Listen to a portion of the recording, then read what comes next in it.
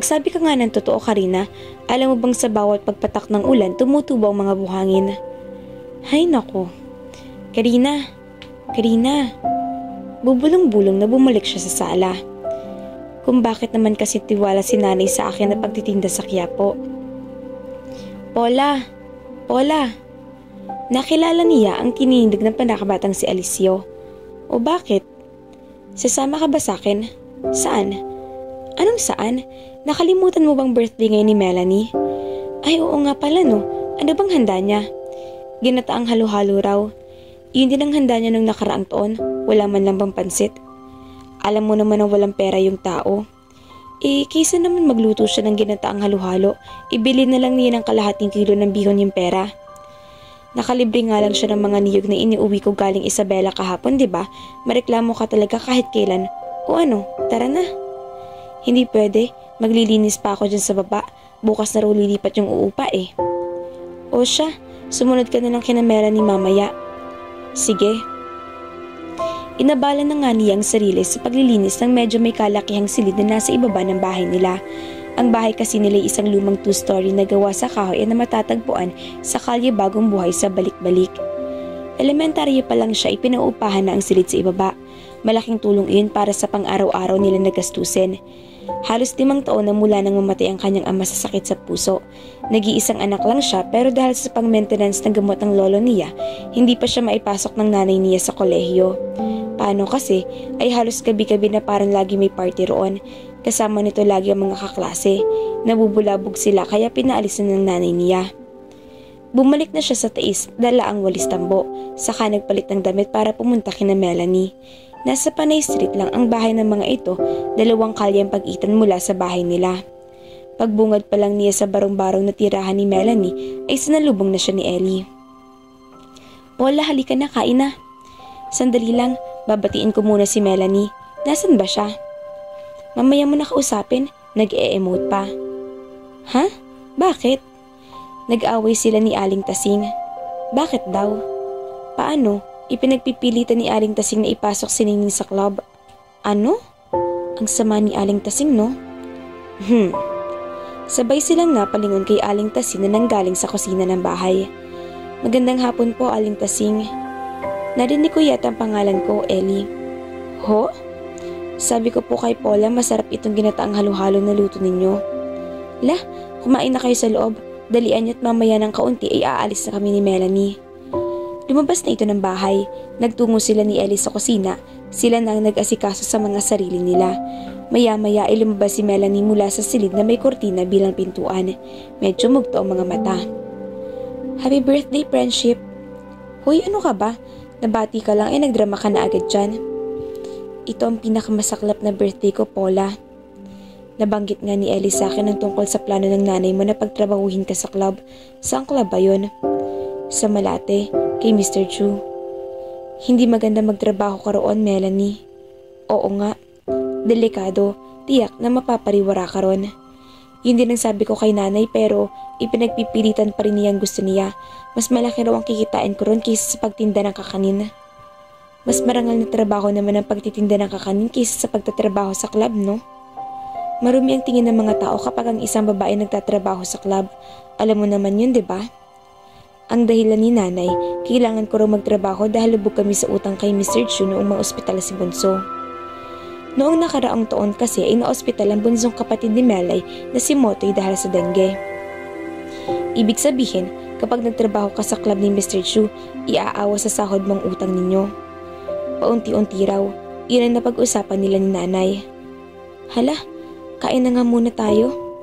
Kalimutan muna natin ang problema at baka lumamig na itong ginataang halo-halo. Uy, bumili ka muna kaya ng RC, sabi niya kay Ellie. Sige, may swing kanta naman ako rito. Mabutit na isama ko ng kanina ng pinsan ko sa pamamasada niya sa jeep. Dalawahin mo na pagsolo si Melay, seryosong kinakausap na ito. Kausapin mo uli si Aling Tasing. Baka naman hindi mo na kailangan magtrabaho sa club. Sabihin mo, pag-iipunan mo na lang ang kikitain mo sa pagtitinda.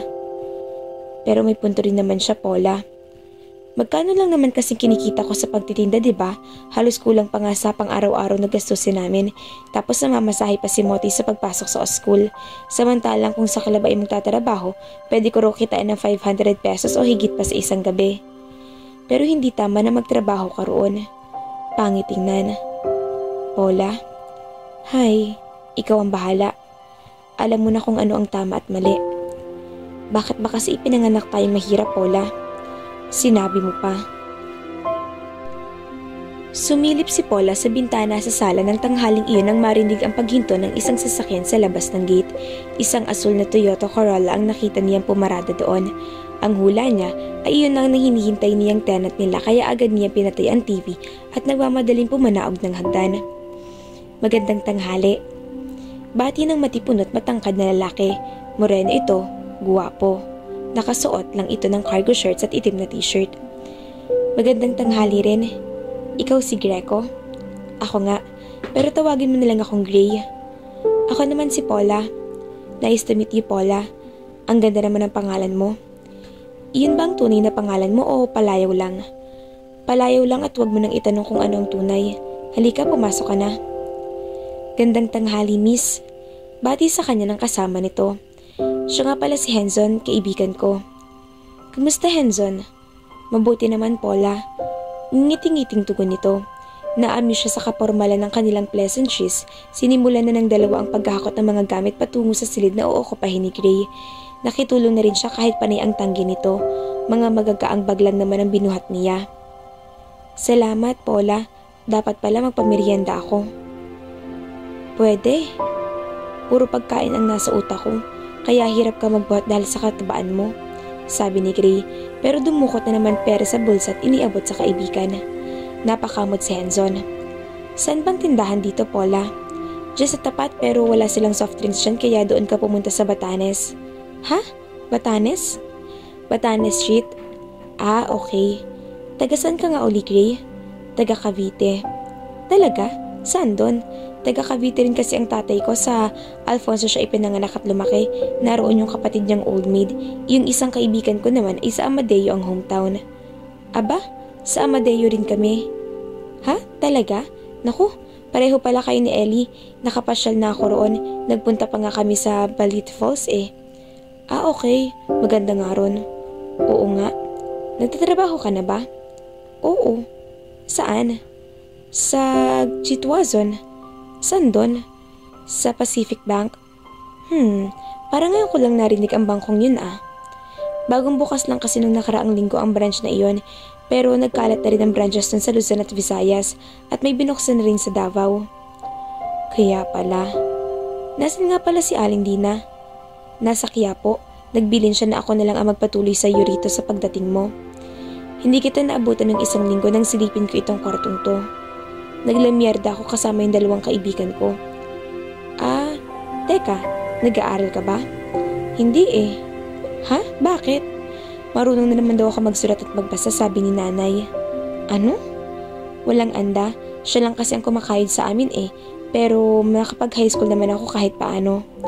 So, tambay ka na lang ngayon? Hindi naman, nagbabantay ako sa lolo ko, sa lolo Ingo ko. Ah, oo nga pala. Nabanggit din sa akin ni Aling Lina noon na nariyan nga raw ang lolo mo. 3 lang kayo, di ba? Oo, puro buraot ang mga kasama ko rito. Si nanay, sobrang magbunga nga. Araw-araw yun ha, kaya binabalaan na kita. Huwag ka mapibigla kung magigising ka na akala may mag-aamok dito. Nakapag-down at deposit ka na kaya okay lang na madismaya ka. Anyway, iyong lolo Ingo ko naman ulyanin na. Puro si Marcos ang bukang bibig. Marcos loyalist siguro siya nung araw. Sinabi mo pa, panay nga ang ungot sa akin na bumisita raw kami kay Marcos sa Malacanang. Ang close nila no? Lalong lumakas ang tawa nito. Tuwing umagay, inaalalay ni Paula ang lolo Ingo niya sa pagbaba para tumambay sa harap ng bahay. Dito lang kayo't dadalhin ko kayo ng kapirito, Lo. Gusto mo rin ba ng tinapay? Tinapay? Kapag nilagyan mo ng keso, kikinis yon. Ano naman yun, Lolo? Sapatos na pag pinahiran ng kiwi, kikinis? Morning, Paula. Bati ni Gray. Magandang umaga, Gray. Kagigising mo lang? Oo. Aba, 8:00 na ah. Malilate ka niya sa trabaho. ulyanin ka na rin gaya ni Lolo Ingo. Sunday ngayon. Ay oo nga pala. Ay naku, nakakahawa talaga si Lolo. Siya ba naman ang makasama mo araw-araw? Ewan na lang. Okay lang yan, harmless naman siya eh. Wala ka bang balak na mag-college? Kahit 2-year course man lang. Gusto ko sana kaso wala ngang adolesya, 'di ba? Pwede ka mag-working student sa Jollibee o kaya sa McDo. Mahirap din. Kung mag-aaral ako, sino magbabantay kay Lolo? Hindi siya pwede mag-isa rito sa bahay, baka umes ka po nang wala sa oras. Kung sa bagay. Teka, nagkape ka na ba? Teka, akyat tayo sa taas at magtitimpla ako ng kape para sa atin. Hindi pa rin ako nagkakape. Masayang ipinagpatuloy nila ang kwentuhan habang nagkakape sila sa sala pagkatapos niyan dulutan ng sarili nitong piswela si Lolo Ingo. Nagpaalam din agad si Gray pagkatapos magkape dahil may lakad daw ito't maghahanda na. Sino yung gwapong lalaki na nakasalubong ko sa gate? Baka si Gray yun. Yung matangkad, Ellie? Oo, gwapo ba talaga? Oo nakalamang ng 4 na paliko sa akin. Masunog naman sa'yo yun. Teka, naligaw ka yata. Ibabalita ko lang sa'yo na magsisimula na si Melay mamayang gabi sa club. Aray ko. Hay, sinermonan ko nga uli siya kagabi. Binibiro na nga siya ng iba na magtinda raw siya ng bibingka. Tinutuon na yata ang birong yun. Tiyak na kapag nasa club na siya, magtitinda na talaga siya ng bibingka niya. Loko, ikaw talaga bakit mo pinag-iisipan ng masama si Melay? Posible naman yung sinabi ko, diba? Kung talagang ayaw niya magtrabaho sa club, kahit nakalad ka rin siya ni Aling Tasing papunta sa Malate, hindi siya papayag. Intindihin na lang natin si Melay. Kapit patalim na siya Kawawa naman. Oo nga nasasaktan lang ako kasi parang kapatid ko na siya. Oops, baka naman parang kapatid lang kuno ang turing mo sa kaibigan natin yon, pero may pagnanasa ka na ha. Loka ka, ibang gusto ko no? Iba? Sino naman? Ikaw. Yak, Ellie, mangilabot ko nga sa sinasabi mo. Hello? Kung makapagsalita ka para naman akong may kurikong. Hindi lang kurikong, kundi an-an na nakakahawa. Simimangot ito pero maya-may sumeryoso. Di ka ba talaga naniniwala sa akin, Paula? Ewan ko ba kung bakit hindi o iba ang pakiramdam ko para sa'yo. Hindi ka naman kagandahan, hindi makinis ang mukha't may itinatago ka pang peklat dyan malapit sa singit mo. Yung souvenir ng pagkahulog mo sa puno ng aratiles na Aling Norma sa Rural Street. Pero in love ako sa'yo Anong magagawa ko? Gusto mo bang sandukin kita riyan? Mangilabot ka nga sa sinasabi mo no. Samahan mo ko magsimba mamayang hapon at nang makapagkumpisal ka sa kahalayan pinagsasabi mo. Tingnan mo tong babaeng to. Dapat ngayon matuwa ka dahil may nagkakagusto sa'yo. Pagkasabi niyon ay bubulong-bulong na lumabas ito ng bahay. Hoy, 5:00 mo ko sunduin ha? Oo na. Dahil halos iisang bubong lang nakatira at araw-araw magkikita ay naging malapit sina Paula at Gray sa isa't isa. Mahigit 2 taon na itong nangungupahan sa kanila. Madalas ay pinaglalabadan niya ang binata. Oh, bukas kapag wala kang ginagawa, linisin mo tong bahay, sabi ni Gray. Bakit? May inaasahan ka bang bisita? Medyo. Aha, baka yan na yung chicks mong si Janice, yung taga-lealtad. Siya na nga. Sa wakas makikita ko na rin siya. Hayaan mo't ipapakilala kita sa kanya bukas. Dito siya magdi-dinner. Dito rin matutulog? Pwede rin. Ibig mong sabihin magtatabi kayo sa pagtulog? Bakit parang gulat na gulat ka? Syempre no. Bakit kayo magtatabi? Paano kung may mangyari sa inyo? 21 ka na, oy. Nakilala niya si Janice kinabukasan ng hapon. In fairness, maganda at sexy ang babae. Makinis pa ang kutis, naka-miniskirt at nang maong at tube top na pula. Kumusta ka, Paula? Mabuti naman. Paano? Akyat muna ako ha, baka kasi parating na si nanay. Sige, Paula. Dito ka na maghapunan mamaya ha. Sige. Uy, saan ba napunta yung isip mo? Nakarating na sa Quiapo no? Inismiran ni Paula si Ellie. Nasa kanto sila't kumakain ng isaw at Betamax ng hapong iyon. Libre iyon ni Ellie dahil may kinita ito sa 2 araw na pagtatrabaho sa ipinapatayong bahay sa kapilang kalye. Kanina ka pa kasi natutulala dyan. Akala ko hindi ka na nasasarapan sa isaw ni Manang Loida. Hoy Ellie, wala pang nagrereklamo sa isaw ko ha. Ako palang Manang, mukhang nakalimutan niyo yatang linisin ng isaw Lasang-lasa pa ang flavor. Bittersweet ika nga sa kanta. Ba't nagre-reklamo ka dyan pero nakadalawang stick ka na ha? Joke lang, kayo naman. Uy Paula, ano bang problema ha? Umuwi na nga tayo. Pagkatapos bayaran na nabili niya ay dumiretso na sila sa bahay nila Paula. Lo, saan kayo pupunta? May motorcade sa labas, nandun si Marcos. Hay nako po. Tara, balik na tayo sa kwarto mo Lo. Ako nang aalalay sa kanya Paula. Magtimpla ka na lang ng kape natin. Mabalik tayo sa sinasabi ko kanina. May problema ka ba? O wala. Anong wala? Kilala kita Paula. Baka nakalimutan mong makalampin pa lang tayo magkaibigan na tayong tatlo ni na Melay. Basang-basa ko yung pagmumukhang yan. Atin-atin lang to ha? Oo naman. Ano ba yun? Ewan ko ba? May napapansin akong kakaiba sa nararamdaman ko eh. Anak ng... Sabi ko na nga ba't madedevelop ka rin sa akin eh. Loko, hindi ikaw no? Asa ka pa? Ha? Si Gray? Si Gray yung border nyo? Oo. Sa nakalipas sa mga araw parang ang saya-saya ng puso ko kapag nakikita ko siya. Tapos hindi rin ako masyadong nakakatulog sa gabi dahil iniisip ko siya ng bongka. Lokaret ka talaga Ama Paula. Hindi ka bagay sa egoy na yon. Sa akin ka bagay. Kung ikaw lang ang natitirang lalaki sa mundo. Napakamot ito sa ulo. Ang sakit mo namang magsalita. Mabalik tayo sa usapan tungkol kay Gray. Ellie, ano bang magagawa ko? Hindi ko naman siguro kasalanan na magkagusto sa kanya, di ba? Anong hindi kasalanan? Alam mong may syota yung tao. Hindi ko type ang Janice na yun. Silang hindi bagay, no? Pahihirapan lang nun si Gray. Bakit mo naman nasabi yan? Tingnan mo na lang mga kamay ng bruhang yun. Sa tingin mo maglalabang mga daliling yun? Hindi syempre. Mukhang ang tinamaan ka kay Gray. Mababa ka sa tono mong pagkainis at pagka-insecure kay Janice kahit na wala namang ginagawang masama sa iyo yung tao. Basta para sa akin, hindi siya babaeng karapat-dapat kay Gray. At sinong karapat-dapat? Ikaw? Pwede. Adik ka, Neng. Oops, secret lang natin to ha. Wag na wag mo akong ibubuking kay Gray. Sa'yo ko lang sinabi to. Alangan namang ibuking kita, di nawala na ako ng pagkakakitaan kapag naghanap ng ibang matitirahan si Gray. Teka, bakit naman siya maghahanap ng ibang matitirahan? Siyempre matatakot na sa'yo, baka pikutin mo. Ulol. Ikaw na muna magtinda bukas, Ama Paula. Sabi ng nanay niya. Bakit, Nay? Pupunta ako sa Alfonso. Pupuntahan niyo si Tita Anneth? Oo. Nag-text kasi sa akin kahapon at pinapapunta nga ako roon dahil may pag-uusapan daw kami. Ano kayang importante pag-uusapan ninyo at hindi na lang text o kaya ay tawag sa'yo? Ewan ko nga ba pero may hinala ako. Anong hinala? Baka may nakuha na siyang buyer sa bahay doon. Baka may pera na siya at bibigyan niya ako. Di ba't ipinangako niya sa'yo noon na pagkapag nabenta ang bahay ay magbibigay siya ng pampaaral mo? Sana'y ka noon nga, Nay.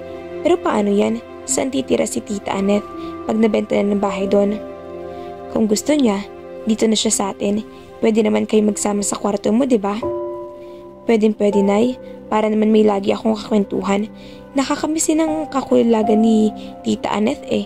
Pero may mga problema kung aalis kayo at ako ang magbabantay sa pwesto. Paano si Lolo? Sino magbabantay sa kanya rito? Oo nga no. Alam ko na. Si Ellie na lang muna ang pagbantayin natin, Nay. Tutal, wala namang ginagawa maghapon ng mokong na yun. Kung papayag siya, puntahan mo kayo mamaya pagkatapos natin kumain. Sige po. Pagkatapos kang kumain ay nagtungo agad siya sa bahay ni na Ellie. Gaya ng buhay ni na Melay, barong-barong din iyon. Kung tutuusin ay mas maayos pang buhay nito kumpara kina Ellie. May ama at ina ito, hindi naman maaasahan. Lasenggo ang padre di pamilya at sugarol ang ginang. Nilalagnat daw ang nanay nito kapag hindi nakapaglaro ng bingo. 4 na magkakapatid sina Ellie at ito ang panganay. Sa 4 na pagkakapatid, tanging ang 8 taong gulang na bunso lang ang nag-aaral. Puro alak na lang ang inaatupag mo, malunod ka na sa alak at nang matipo ka na? Sigaw ni Aling Rosa.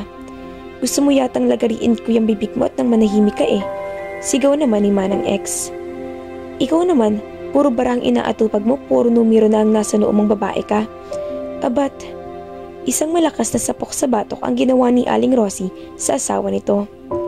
Tama na, sigaw ni Ellie.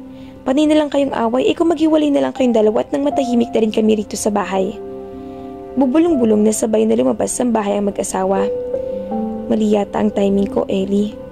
Lagi mo naman silang naabutan na ganyan, diba? Kaya parang ordinaryong tanawin na yun sa'yo. Kung sa bagay, bakit ka nga pala narito? Aalis kasi si nanay bukas. Makikiusap sana ako sa'yo na ikaw munang tumingin kay lolo habang nasa Quiapo ako. Gusto ko sana Paula kaso alis na ako bukas eh. Ha? Saan ka pupunta? Sa Bicol. Anong gagawin mo doon? Kinukuha ko ng tiyahin ko roon para makatulong sa pagsasaka. Kaysa naman dito na walang pinagkakakitaan, di ba? Nabuburao din ako ng kasama ng mga magulang ko. Parehong pasaway eh. Paano yan? Di wala na akong kaibigan dito. Si Melly bihira ko nang makita mula na magtrabaho siya sa club. Tapos aalis ka naman.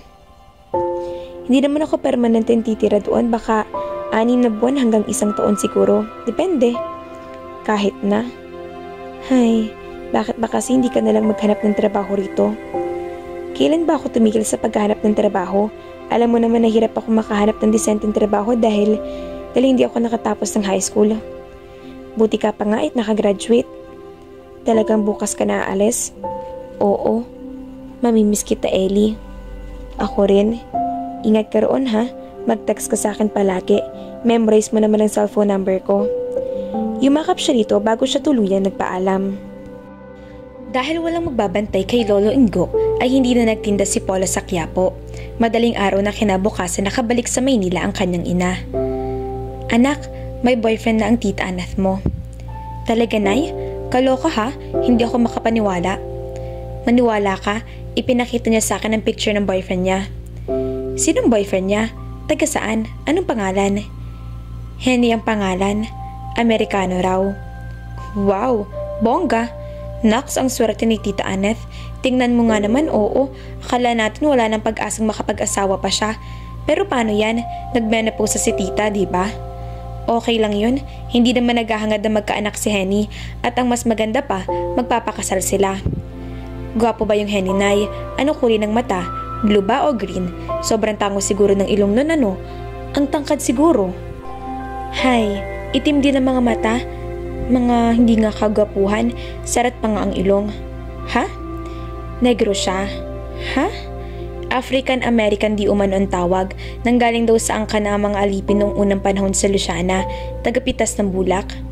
Baka naman kamukha ni Dwayne Wade. Carry na rin. Kung sino man ang sinabi mo, natitiyak kung hindi kamukha. Si Idi Amin daw ang kamukha. Sino yun? Ewan ko. Sabi lang ng amiga ng tita mo na nanatnan ko roon. Kaya ano pang itsura nun, walang karapatang mamili ang tiyahin mo. Mabuti nga't may nakagusto pa sa kanya, no? Kung sa bagay, ano nga palang napag-usapan ninyo ni tita? Nabanggit nga niya na kukunin siya ni Henny sa Amerika kapag na-i-process na yung fiancé visa niya. Doon na lang daw tayo tumira sa Alfonso at itong bahay natin ay paupahan na lang. Sabi ko'y matanda ng lolo Ingyo mo. Baka hindi niya magustuhan kapag inilipat siya sa ibang lugar. Alam mo naman na mahal ang lolo mong bahay na to. Sabi naman ni Annette, pwede rin na yun ang bahay na lang doon ang paupahan at yung bayad sa upa ay ako na lang ang kumuha buwan-buwan para pandagdag sa gastusin natin. Okay yan, Nay. Kailan kaya siya makakapunta sa Amerika? Hindi pa sigurado, nung nakaraang buwan lang daw na umpisahan ang pagpuproseso ng visa niya. Ang story building na iyon sa Gintuazon ay sakop lang ng Pacific Bank. Kung titingnan mula sa labas, ordinaryong bangko lang iyon. May 2 security guard na naka-uniforme sa labas ng pinto. Sa parking lot ay may mga naka-reserve na space para sa mga empleyado. Pagpasok sa loob, masisilayan ng mga teller sa kabila ng glass partition. Ngunit ang naturang mga empleyado ay hindi simpleng teller lamang. Sa bandang likuran ay may pinto na pagbukas ay may lihim na pinto sa sahig, patungo sa state-of-the-art basement. Ang Pacific Bank ay front na Special Elite Force para sa mga block operation ng NBI. Ang Tamaraw Unit. At doon nagtatrabaho si Gray. Sa basement ay may mahigit 10 cubicle para sa mga agent na gaya niya. Naroroon din ang conference room na madalas silang pinagmimitingan kung mayroon silang isasagawang operation. May emergency operation sila. Okay guys, we will all head for Mr. C's house. Utos ni Major Arias. Sumakay sila sa isang puting L300 at iniwan ang kanya-kanyang sasakyan. Nasa isang plush village sa Makati ang bahay ni Rustica C. Natatakot ako, Major. Naisip ko kanina na maaring mapahamak ang anak ko kapag ipinatuloy niyo ang rescue operation. Huwag ka mag-alala, Mr. C. Isa sa alang-alang namin ang safety ng anak mo. Kung alam namin na mga nganib ang buhay niya, hindi namin itutuloy ang operasyon. Ipinapangako namin sa inyo na gagawin namin ang lahat para mailigtas ang anak ninyo. Salamat sa inyo. Ivana's only 19. Nasa Mega Mall siya kaninang tanghali kasamang isang kaibigan. Pauwi na raw sila at nasa parking lot nang biglang may humintong itim na van at bumaba ang tatlong lalaki. Kinaladkad nila si Ivana papasok sa van. Sasaklolo sana ang kaibigan niya pero tinutukan ito ng baril kaya hindi na nakahingi ng tulong. Mabilis na umalis ang van, tangay ang anak ko. Huwag mo munang sagutin, Mr. C. Papa, get ready to tap. Yes, sir. Relax lang, Mr. C. Huwag kang kabahan. Ang importante ay makakuha ko ng sapat tayong impormasyon. Tagalan mong pakikipag-usap para matrace natin kung saan galing ang tawag. Tumango ang negosyante. Go. Hello? Ako nga. Huwag na huwag niyo sasaktan ng anak ko, pakiusap. Magkano bang kailangan ninyo? Napatingin ito sa kanila. Jesus, gusto ko makausap ang anak ko. Ivana, baby? Are you okay? Did they hurt you? Don't worry, sweetie. Yes, I will. Shh, don't cry. Daddy will make sure you'll be okay. Tumagal ang pakikipag-usap ni Mr. C sa mga kidnapper ng anak nito. Sir Positive, San Andres, Manila. Naging mabilis ang kilos nila at agad na nagtungo sa Malate, isang apartment na kinaroroonan ng mga suspect. Kumilos ang lahat ng miyembro ng Tamaraw Unit. Alam na nila kung paano lulusob. Tahimik na tahimik ang nangyaring matagumpay na operasyon. Sa sumunod na linggo'y naging busy na naman sila. Guys, I want to inform you all na noong nakaraang Sabado ay nakausap kong AFP spokesman na si Brigadier General Ramoncito Balita. Ididispatcha bukas ang 2 elite forces ng AFP upang tugisin ang banditong Obisayaf sa Isabela. Ipinadala na rin ng AFP ang 20 membro ng Naval Operations Group ng Philippine Navy sa Tawi-Tawi at Zamboanga. These men were deployed to strengthen the armed forces at fight against terrorists in Mindanao, which they vowed to put an end to. And guys, that is what we are going to do too. Hihingi ng armed forces ang serbisyo natin. Tutulong tayo sa pagpuksa sa mga terorista. Tugisin sila para sa hinihilang kapayapaan ng mga civilian doon at sa buong kapuluan. Is that clear? Yes, sir. Good. Nag-level up ang TU.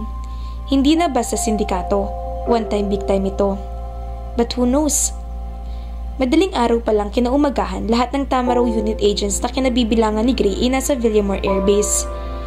Kanina ka pa text ng text dyan ah. Makulit kasi itong si Anita eh.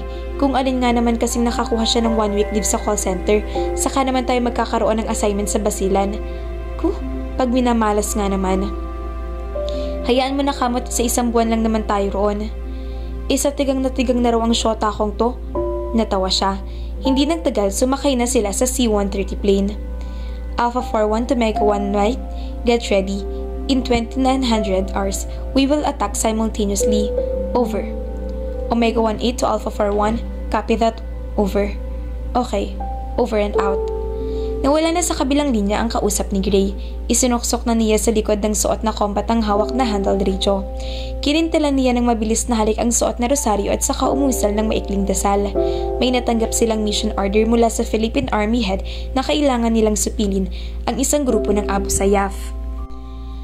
5 minuto na lang at kikilos na ang 10 miyembro ng Tamaraw Unit na kinabibilangan niya.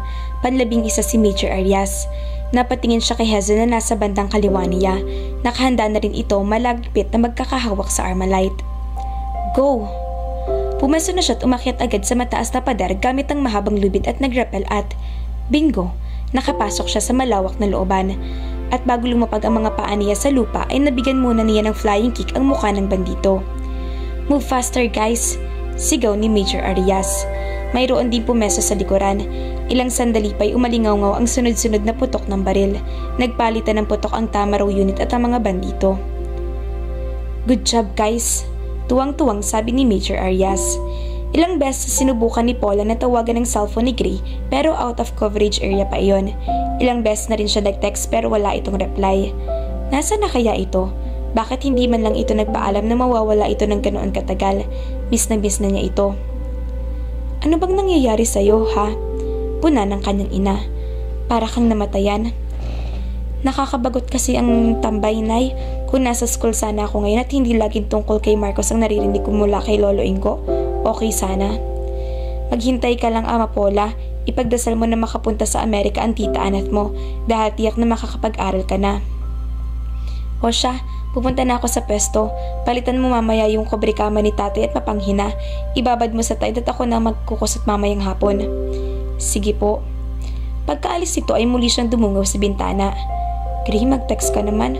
Kainis ka naman eh, kung alam mo lang kung gaano ako pinag-aalala ito. Natigilan siya ng matantong iniisip. Bakit siya nagkakaganoon? Greco, halos lundagin ni Paula ang pagbaba ng hagdan para makalapit agad sa gate. Nakaibis na ng kotse nito si Gray. Gray, susme, sa wakas nakauwi ka na. Oo nga eh. Akala ko nagtana na kayo ni Janice eh. Naging busy lang ako sa trabaho, Paula. Isang buwan ka ring nawala. Panay nga ang silip ko sa Pacific Bank pero wala naman doon. Yung kotse mo, tinanong ko yung guardian nyo pero ang sabi wala ka raw at nakasign sa ibang branch ng Pacific.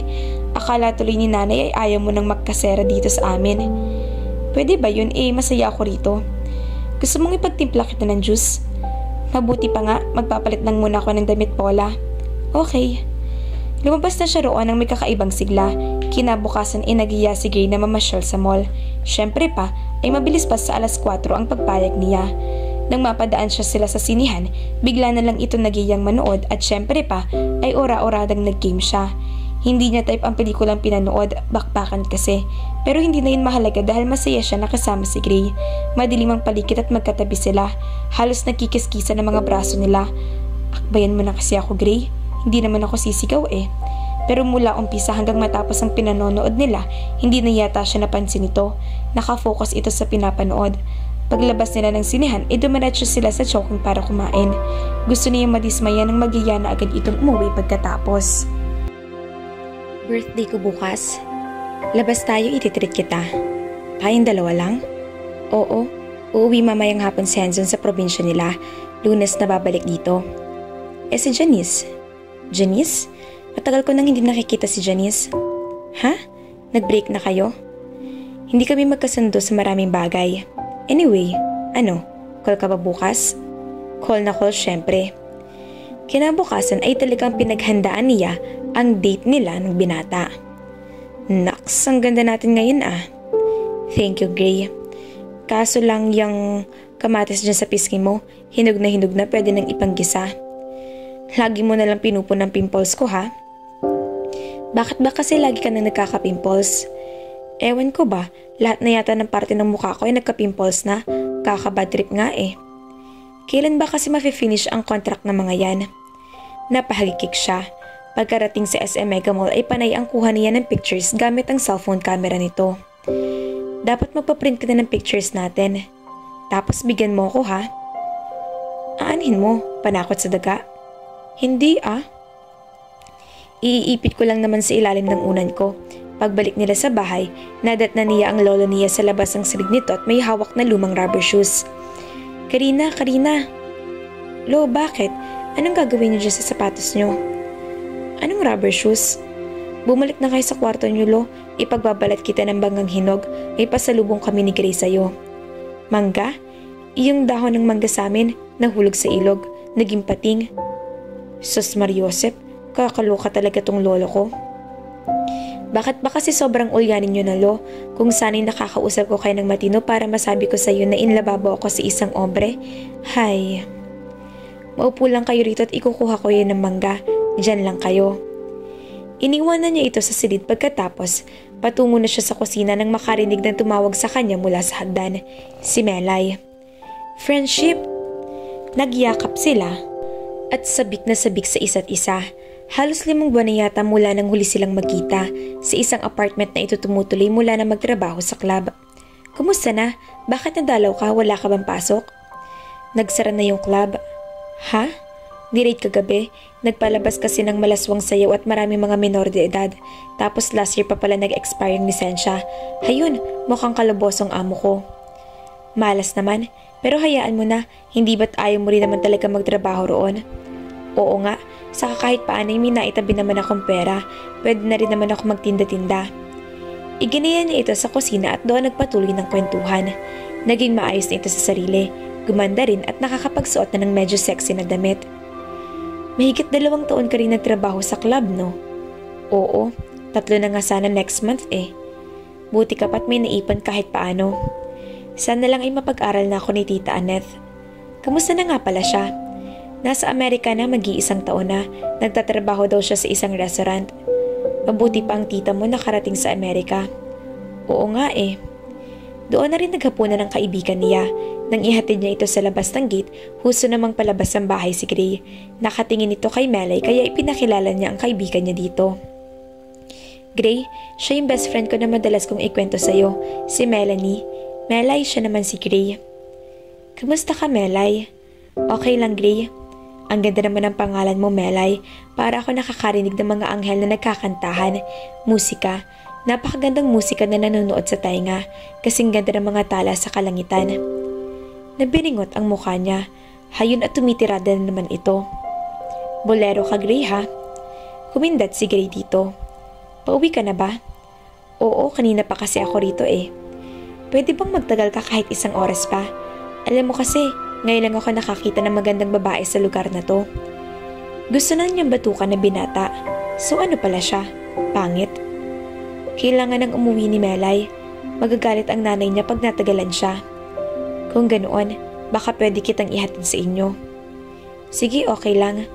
Bye, Paula. Duweto ng dalawa ng palabasan ng gate. Nagpupuyis ang kalooban niya talaga nang maiwang nag-iisa. Walang hiya talaga ang Greco na yon. Mangiyak-ngiyak na pumanhit siya sa itaas ng bahay. Nainis na siya hanggang gabi. Dahil lapatin sa pagtulog. Kinabukasan ay kay aga-aga ay bisita uli niya si Melay. Okay yata ang gising mo, Melanie. Ang sweet talaga ni Gray, no? Out of the blue ay sabi nito. Bakit mo naman nasabi yan? Nang ihatid niya ako kagabi, ang sweet niya at sobrang gentleman. Tapos nakipagpentuhan pa siya kay nanay at mukhang okay siya kay Mudra kahit na alam mo naman ang ugali nun. Tapos, sinabi ni Gray na dadalaw raw siya sa bahay sa mga susunod na araw. Hindi niya ipinahalata ang matinding selos sa kanyang dibdib. Ganoon ba? Sabi na lang niya. Hindi na siya nagtaka nang mapadalas ang pagdalaw ni Gray kina Melay. Kung minsan ay nakikita niya ito paglabas ito ng gate at may bitbit na punpo ng mga bulaklak at chocolate bar. Mangyak-ngyak siya pero wala naman siyang pwedeng pagsabihan kung sana ay naroroon si Ellie. Pero mukhang wiling-wili na ito sa Bicol at wala na yatang bumalik na umuwi. Aalis ka? Oo, Paula, may importante akong lakad. Nagpupuwis ang kalooban na bumalik na siya sa itaas.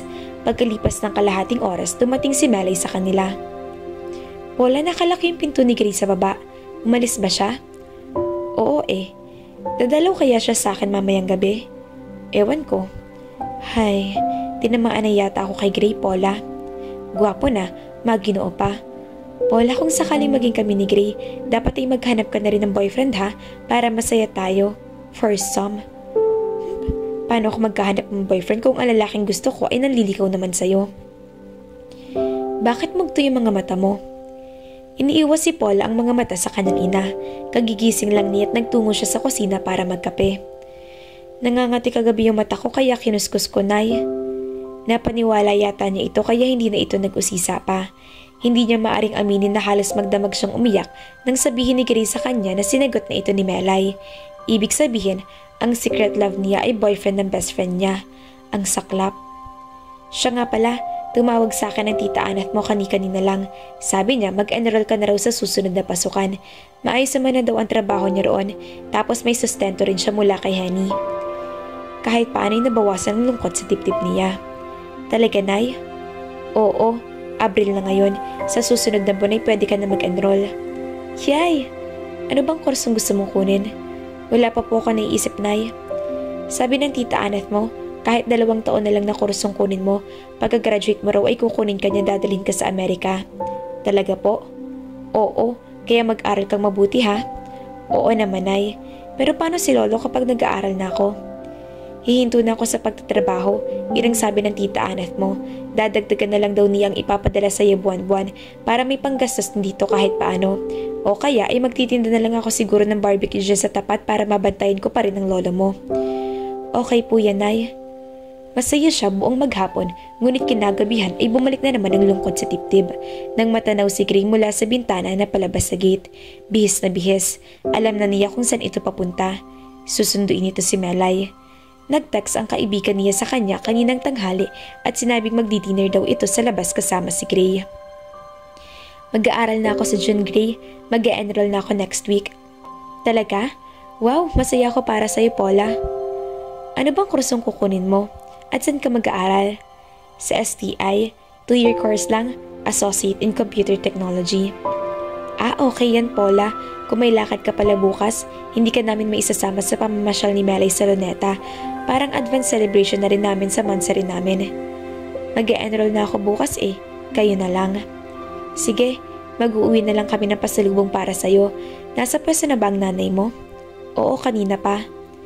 Habang nakikipag-usap dito ay tuloy lang pagwawalis niya. Inabala niyang sarili dahil ayaw niya mag-entertain ng lungkod sa dibdib. Ganoon ba? Mamayang hapon pag uwi niya, sabihin mong kakausapin ko siya ha? Tungkol saan? May nabili akong lumang townhouse malapit sa Pacific Bank. Uumpisahan ko nang iparenovate next week. At balak mong doon na tumira pagkatapos ng renovation. Oo, Paula, para lalakarin ko na lang ang papasok sa trabaho. Saka para kapag bumibisita mga kamag-anak ko ay may matutuluyan sila. Ikaw ang bahala. Kahit naman wala na ako rito, magkaibigan pa rin tayo, di ba? Oo naman. Ikinagulat niya nang bigla siyang yakapin ito. Mamimiss kita, lalo ng kakulitan mo. Bisitahin mo ako lagi dun ha. Gusto niyang maiyak sa balikat nito ng mga sandaling iyon, ngunit nagpigil siya ng husto. Oo naman. Estudyante na uli si Paula pagkatapos ng mahigit 4 na taon. Hindi siya gaanong excited kahit pa may mga kaibigan agad siya sa school. Namimiss niya si Gray mula nang lumipat ito sa nabili nitong townhouse 3 buwan na ang nakararaan. Lalo pang nadagdagan ang kinikimkim niya ng sama ng loob kapag pumapasyal si Melay sa bahay nila kapag wala siyang pasok sa school. Panikasing kwento nito tungkol kay Gray at sobrang sakit niya sa kalooban niya. Sabi ni Be, anito na ang tinutukoy ay si Gray. Iyon ang endearment ng mga ito sa isa't isa, short for Bebe. Hihinto na raw ako sa pagtitinda ng kakanin, bibigyan na lang daw niya ako ng puhunan para magtayo ako ng maliit na tindahan sa tapat ng bahay namin. Sweet niya talaga, no? Uy, nag-text pala si Ellie kahapon. Okay na yata siya sa Bicol. Magkatulong sila ni tito niya sa bukid. Naengkwento nga niya sa akin niya noon. Ganoon ba? Nakakamisin ang lokong yun, no? Oo nga. Gusto mo bang sumama sa akin sa bahay ni Bes sa linggo? Magluluto raw siya ng carbonara. Kayo na lang, marami akong project na gagawin eh. Paula, may napapansin ako sa'yo. Para kasing hindi ka masaya kahit na noong manliligaw pa lang si Grace sa akin. Hindi ka ba boto sa kanya para sa akin? Aba, hindi Melay. Boto syempre, mabait at gwapo si Gray.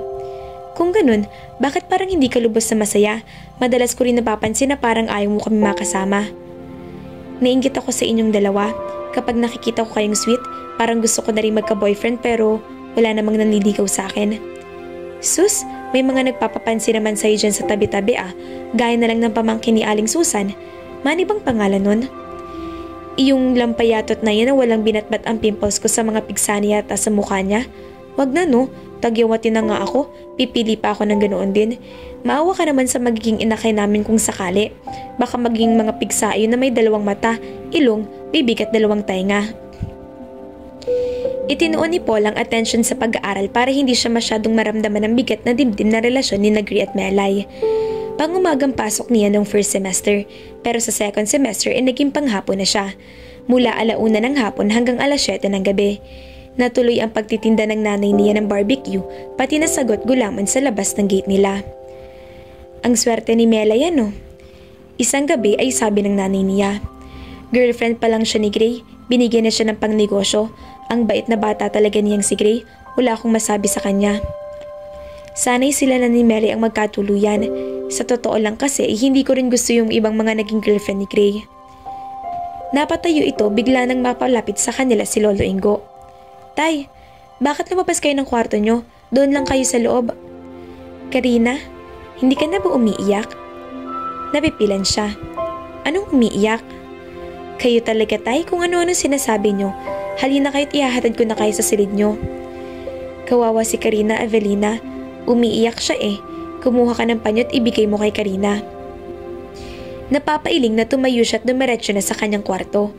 Akmang dadamputin niya ang unan para gawing sandalan habang nagre-review nang mapatingin siya sa 3 larawan ni Gray na nasa ilalim ng unan kanina. Mapait siyang napangiti. Walang silbi ang paglalagay ko ng picture mo rito, Gray. Bisperas ng Pasko. Naghahanda si Paula sa pagsisimba nang makarinig siya ng pamilyar na tinig mula sa ibaba ng hagdan. Ho ho ho ho! Merry Christmas! Kahit mabigat ang loob niya, kahit paano'y natuwa siya sa pagdating nito. Merry Christmas, Paula! Sabi nito sabay yakap sa kanya. At nainis siya sa sarili dahil bigla na lang nag-unahan ng mga luha sa pagbagsak sa kanyang mga pisngi. Uy teka, bakit ka umiiyak? Paano kasi? Akala ko nakalimutan mo na ako. Ikaw? Makakalimutan ko? Friend kita, diba? Anito sa tono na animo nakikipag-usap sa isang pastit. Huwag ka nang umiyak at Paskong-Pasko, iha. Eto, may dala akong mga regalo para sa inyo ng nanay at lolo mo. Salamat, Gray. Naku, wala man lang ako naihandang regalo para sa'yo. Okay lang yun? Naku, ikaw pala, Gray. Sabi ng kanyang nanay. Kumusta po, Aling Lina? Merry Christmas po. Merry Christmas din, Gray. Tamang-tamang dating mo't nakaluto na ako ng bihon at malamig na rin ng buko salad. Tara, kain na tayo. Teka, bakit hindi mo kasama si Melay? Nasa Ilocos daw siya, sabi ng nanay niya. Hindi ko nga rin siya makontak eh. Ha? Hindi ba nagpaalam sa'yo nang umuwi siya sa probinsya nila? Hindi po. Nasa Davao kasi ako ng halos 2 linggo. Pagbalik ko rito, hindi ko na naabutan si Melay sa kanila. Naku, malungkot palang Pasko mo kung ganoon, Gray. Mabutit na isipan mong pumunta rito sa bahay para may kasalo ka sa Noche Buena. Oo nga po eh. O paano? Magbibihis na ako. Sabi ni Paula pagkatapos kumain. Baka malita ko sa simbahan. Napatingin sa kanya si Gray. Sumama na lang kaya ako sa'yo para mabawasan naman ng kaunti ang mga kasalanan ko. Ikaw? Casual na sagot niya. Kumusta na nga pala kayo ni Melay? Ewan ko kung okay pa kami o hindi na. Ha? Nang magpunta ako sa bahay nila, pakiramdam ko'y parang may itinatago ang nanay niya sa akin. Basta, yun ang feeling ko. Tapos hindi ko alam kung bakit hindi ko malakontak si Melay. Hindi naman nun hilig na magpatay ng cellphone. At bago sana siya umuwi sa probinsya, nag-text man lang sana sa akin, diba? Oo nga. Anyway, wag na muna natin siyang pag-usapan. Paskong-Pasko pa naman, ayaw ko maging malungkot. Sa sinabi nitong iyon ay napatunayan lang niya na mahal talaga nito si Melay. Hindi niya ito kinakitaan ng lungkot nung nakipaghiwalay ito sa sino man sa mga naging nobya niya noong nagkakasera pa ito sa kanila. Na-deflate ang puso niya. Hindi na umuwi sa Maynila si Melay mula nang umuwi ito sa Ilocos Norte. Pebrero na't naawa na si Paula kay Gray dahil para itong tanga na nag-aabang sa pagdating ng babae. Isang gabi na kadarating lang niya mula sa school ay sinalubong agad siya ng nanay ng chika. Sus Mariano, Paula, nag-asawa na pala si Melay sa Ilocos. Nashock siya. Paano nangyari yun? Ito palang dating kaibigan ni Melay na katrabaho niya sa club noon nakapag-asawa ng hapon. Nang magbakasyon daw yung kaibigan ng hapon sa Pagudpud noong Disyembre, hayun, nakipagkita si Melay. Matagal na palang inirereto ng kaibigan ni Melay yung hapon sa kanya. Matandang hapon daw pero sobrang yaman, Ama Paula. Paano nagawa ni Melay yun, Nay? Aba, masisisi mo ba siya? Sa hirap ng buhay, saan ka ba kakapit? Sa pogi o sa pera? Hindi man pobreng matatawag si Gray, tiyak na wala sa kalingkingan niyang yaman ng napangasawa ni Melay. Tama lang ang naging desisyon ng kaibigan mo, anak. Magbubuhay rin na nga naman siya sa piling ng hapon na iyon. Sobrang yaman daw talaga kasi. Ang swerte ng kaibigan mong yun. Alam na kaya ni Gray ito, Nay? Aba, ewan ko. Mismong si Tasya nagkwento sa akin. Bukas nga'y pupunta raw sila sa Ilocos para makilala yung manugang niya. Baka doon na rin daw magpapatayo ng mansyon yung hapon para kinatasing. Nagpalit lang siya ng pambahay at saka nagpaalam sa ina para pumunta kina Melay. Gusto niyang malaman kung totoo ang chismis ng nanay niya. Magandang gabi po. Hindi na po ba kayo magtitinda, Aling Tasing? Hindi na, Paula. Naku, sa yaman ba naman ang panugang ko? Nakakahiya naman kung rumaraket pa rin ako sa ganong small time, sus. Alam na po ba ni Gray na may asawa na si Melay? Oo, kagagaling niyang dito kanina. Ipinagtapat ko na para hindi na siya umasa pa. Okay naman si Gray, Paula, pero kailangan maging practical ni Melay, diba? Pagod na siya sa hirap ng buhay. Gusto ko rin niyang gumanhawa naman ang buhay namin. Naiintindihan ko po si Melay Aling Tasing. Oy Paula, kumuha ka kaya ng mga dilat at noodles dito. Iuwi mo. Naku, wag na po. Hindi ko pa babayaran sa'yo, Paula. Kumindat pa ito sa kanya, napilitan siyang tanggapin ng supot na pinaglagyan nito ng canned goods at instant noodles. Nagpaalam na rin agad siya rito at nag-tricycle patungo sa bahay ni Gray. Wala raw ang binata, wala ang kotse nito sa garahe at nakalak ang gate ng townhouse. Nakatulong ang 2 buwan pagka-assign kay Gray sa sangay ng Tamaraw unit sa Cebu para makarecover mula sa panloloko ni Melay sa kanya. Hindi naman niya masasabing sobrang in love siya kay Melay. Pero ibang kaso syempre iyon nagtiwala siya rito at naniwala na namamasyal lang ito sa Ilocos. Iyon pala ay may katatagpuin itong lalaki na inireto lang dito at diretso kasal na pagkatapos ng unang pagkikita. Nasaktan lang ng hustong ego niya.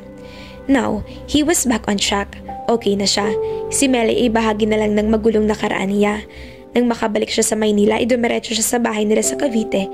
2-story iyon at kare-renovate lang nung nakaraang taon. Ang tangi nakatira doon ngayon ay ang kanyang ama na si Cesar Acob. Kasama nito roon ang nag-iisang kapatid nito na sina Tita Tina at ang katulong na si Ibyang. Pero nagkukumpulang mga tao sa labas ng gate ng kanilang bahay ang bumungad sa kanya. May mga patrol car din ng pulisya. Gray, huwag ka sana mabibigla. Anong nangyari dito, Marlon? Bakit maraming tao rito sa bahay? Pinaulan na ng bala itong bahay ninyo kaninang umaga. Pasakay na sa kotse niya ang papa mo at anong nangyari? Tinamaan siya ng bala sa dibdib at sa ulo. Nasa ospital siya. Naroon na rin ng tita Tina mo. Bumalik lang kami rito para sa investigasyon. May lead na kami sa suspect, Gray. Posibleng may kinalaman dito ang Malaysian drug lord na si Zeson Chu. Noon pa igalit na siya sa ama mo dahil sa paglusop ng grupo ni paring Cesar sa pabrika ni Chu noong nakaraang buwan at yatimbog sila sa pagtutulak nila ng droga. God.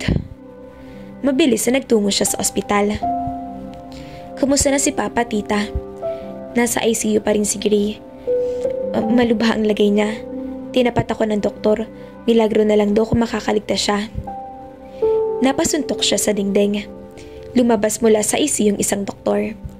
Are you Greco? Yes, Doc. Pumasok ka sa loob. Gusto kang kausapin ng pasyente. Ibig sabihin, okay na siya, Doc? I don't think so. Pero nagpumilit siya na makausap ka. At ngayon na. Nagkatinginan silang magtiya, saka sabay na pumasok sa ICU. Papa? I love you, son. Always remember that and Mark and Mindy. Tell them that I love them. I know, Papa, pero huwag na kayo magsalita. Baka makasama sa inyo. Naririto lang kami ni Tita Tina. Babantayan namin kayo. Hindi na yata ako magtatagal, anak. But I want you to promise one thing. Pagbutihin mo ang trabaho mo. Gampanan mo ng maayos ang tungkulin mo bilang alagad ng batas. At hulihin mo ang pananagutan kung sinong gumawa sa akin ito. I will, Papa. Pero wag niyo sabihin na hindi na kayo magtatagal. No, Papa. Hindi pwede. Kailangan ka namin. Natigil siya sa pagsasalita nang maramdaman na unti-unting humalagpos ang kamay nito sa kanya. Papa? Papa? Tina, ikaw nang bahala sa mga bata. Mahal ko kayong lahat. Pagkasabi niyon ay tuluyan na itong pumikit. Biglang napauwi ng bansa mula abroad ang 2 kapatid ni Gray na sina Mark at Mindy dahil sa pagkamatay ng kanilang ama. Panganay nila si Mark, accountant sa isang malaking kumpanya sa Singapore. Lahat sila ay single pero parehong may seryosong karelasyon ang 2 kapatid niya. Huwag kayong mag-alala, ate, kuya. Hindi ako titigil hanggat hindi nahuhuli si Jason Chu. Do that, Gray. Ikaw lang ang inaasahan para malutas ang kaso ni Papa. Hindi siya matatahimik. Pwede na tayong lahat hanggat hindi nabibigyan ng hustisya ang pagkamatay niya. Babalik ka na ba sa Maynila? Dito muna ako. Humingi ako ng 2 buwang bakasyon sa boss ko. Gusto kong tutukan ang kaso ni Papa. Hindi naging madali para sa kanya ang pagkawala ng kanilang ama. Sa bawat araw na dumaraan ay lalo niyang namimiss ito. Hindi pa rin niya matanggap ang pagkamatay nito. Nang gabing iyon ay pumasok siya sa master's bedroom. Pagbungad niya sa pinto, lalo siyang nakaramdam ng pangungulila sa pagkawala ng papa niya. Napatingin siya sa charcoal painting nito na nakasabit sa dingding. O anak, galingan mo sa training ha? Sakay siya sa kotse ng papa niya patungo sa Camp Crame kung saan gaganapin ang kanyang 3-month training na required sa Tamaraw Unit, ang elite force na bubuoy na magkasanib na puwersa ng Philippine Army at NBI. Mahigit 400 taong makakasama niya sa training. Bata pa lang siya'y idolo na niya ang papa niya. Dati itong pulis, pero pagkalipas ng 3 taon na serbisyo ay muling nag-aral ito hanggang sa makapasok sa National Bureau of Investigation. Oo papa, gagalingan ko para sa'yo. That's my boy. I love you, son. Nagulat siya. Yun ang pagkakataon na sinabihan siya nito ng I love you. Hindi niya alam kung mapapangiwi o ano. So paano? Alis na ako? Kailangan ko pang bumalik sa office. I will see you after 3 months, son. You will make me so proud, won't you? That's for sure, papa. Kahit na sobrang hirap ang training ay kinaya niya. Inspirasyon niya ang kanyang ama, ang kanyang idolo. Nang matapos ang 3-month training ay ginawaran sila ng certificate na mismong Pangulo ng Pilipinas ang nag-abot. Gray. Nagbalik sa kasalukuyan ang isip niya nang marinig ang tinig ng tiyahin niya. Akala ko'y nagmumulto si Kuya Cesar dahil nakabukas ang ilaw sa silid niya. Nandito ka pala. Gusto niyo bang magpakita si Papa sa inyo? Huwag na. Kahit love na love kong kapatid kong yon, takot ako sa multo no. Baka atakihin ako sa puso at magsama kami ng maaga sa kabilang buhay. Mauna na akong matulog tita. May lakad pa ako sa bureau bukas. O siya, basta lagi ka mag-iingat ha. Naku, kung bakit ba naman kasi pumayag-payag ka noon na pasukin ng ganyang klaseng trabaho, Greco. Palagi tuloy ako nag-aalala sa'yo. Tingnan mo nga nangyari sa ama mo. Tita, masaya ako sa trabaho ko. Ito ang gusto ko at ito rin ang gusto ni Papa. At yung makatulong ako sa bayan, napakalaking fulfillment na iyon. Hanggang kamatayan, ito ang magiging trabaho ko, tita. Nasaan na kaya si Greco? Yun ang madalas ay tinatanong ni Paula sa sarili. Hindi na niya ito makontak, ni hindi rin ito umuwi sa bahay. Ilang beses na siyang nagtungo sa Pacific Bank para tanungin kung pumapasok ito, pero lagi matipid ang sagot ng kwardya. Nasa Cebu raw ito dahil doon pansamantalang nakadestino. Ni hindi niya tinanggap ang investigasyon nito 2 buwan ang nakararaan para mamasyal sa Ilocos. Sagot daw nitong pamasahin niya at iba pang gastusin. Basta magkita lang sila dahil babiyahin na ito patungo sa Japan kasamang mister nito. Kahit masakit para sa kanyang pagkawala ni Greco dahil miss na niya ito, pilit na rin niyang itinuon ng atensyon sa pag-aaral. Nasa 2nd taon na siya sa kurso. 1 semestre na lang at matatapos na siya sa sobrang abala niya na siya sa school projects. Nagulat na lang siya ng isang hapon habang palabas siya sa lobby ng STI ay nakita niya ang asul na kotseng nakaparado sa parking lot. Kamukha yun ng sasakyan ni Gray. Ay baklang pala ka. Bulalas niya nang biglang bumusina ang kotse na ito. Greco? Hi Paula. Patakbong lumapit siya rito at hindi na nangiming yakapin ito ng mahigpit. Gray, na-miss kita ah. Ako rin. Muntik na akong atakihin sa puso sa'yo ah. Huwag mo nga akong binubusinahan ng ganoon. Tawa ito ng tawa. May nagbago yata sa'yo. Ha? Dati maputla mga pisngi mo. Bakit ngayon parang kulay kamatis na? Blush on yan. Nagmi-makeup ka na pala. Kaninang break namin, napagtripan namin ng mga kaklase ko na lagyan ako ng makeup. Hindi ko na tinanggal. Pangit ba? No, you look good. Pauwi ka na ba? Oo. Bakit ka nga pala napunta rito? Galing kasi ako sa bahay ninyo. Sabi ni Aling Lina, alas 5 raw ang labas mo sa school kaya nagpunta ako rito para sunduin ka. Kanina ka pa ba? May 1 oras na. Naku, naghintay ka pala ng matagal. Okay lang. Oh, tara na.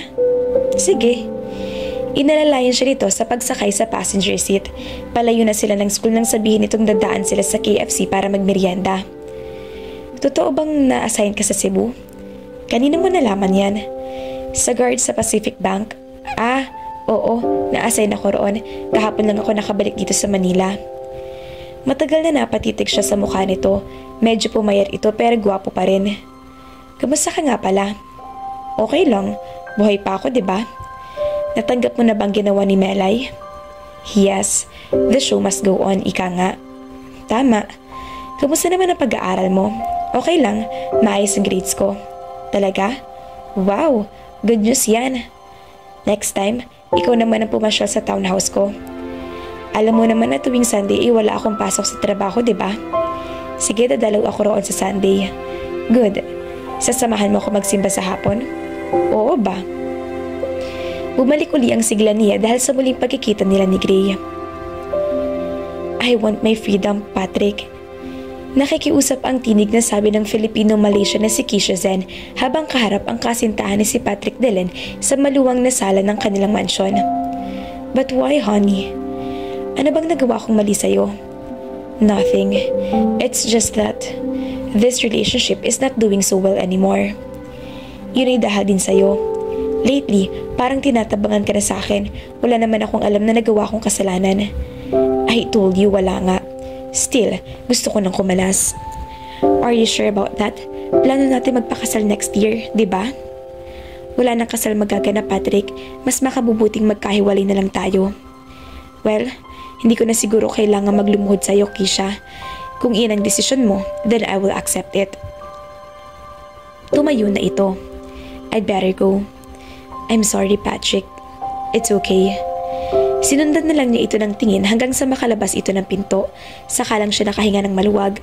Ang akala niya may hirapan siyang makipag-break dito, pero hindi yun natapos doon. Kinagabihan ay galit na galit ang kanyang ama na si Pablo Zen. Ano bang ginagawa mo't nakipaghiwalay ka kay Patrick? Nagsabi na pala siya sa'yo, Dad. Yes, he called me up this afternoon para sabihin na wala na kayo, that the wedding is off. I should have done it before, pero ngayon lang ako nagkaroon ng lakas ng loob na gawin yon. Ano bang totoong dahilan at nakipaghiwalay ka sa kanya? I don't love him anymore, Dad. Besides, hindi ko na masikmura ginagawa niya. Are you referring to his business? Ha? Karamihan na sa mga negosyante may yayaman ngayon ay may anumal niyang ginagawa kay siya. Remember that? Noon pa'y kilala ko ng kulay ni Patrick Dillon.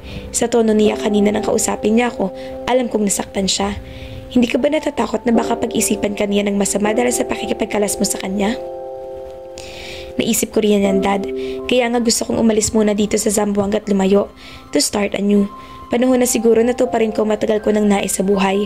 Yun ang magkaroon ng sariling trabaho. Or my own business, perhaps. At iiwan mo ako rito? Pansamantala lang naman, Dad. I'm already 25. I need to learn to stand on my own. At saan mo naman planong magpunta? Sa Manila.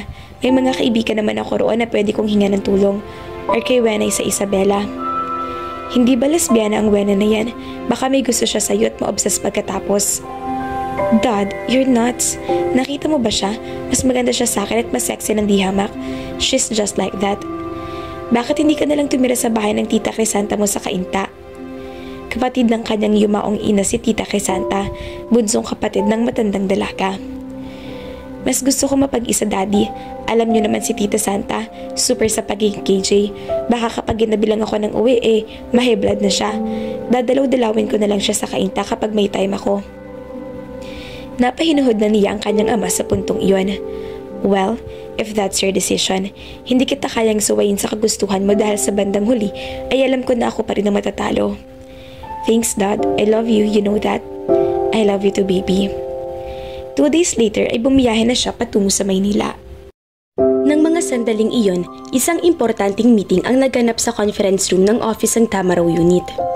Guys, I'm sure na lahat kayo aware na sa napakaraming foreign terrorists sa Southern Philippines na malayang naglalabas-masok sa bansa nang hindi napapansin.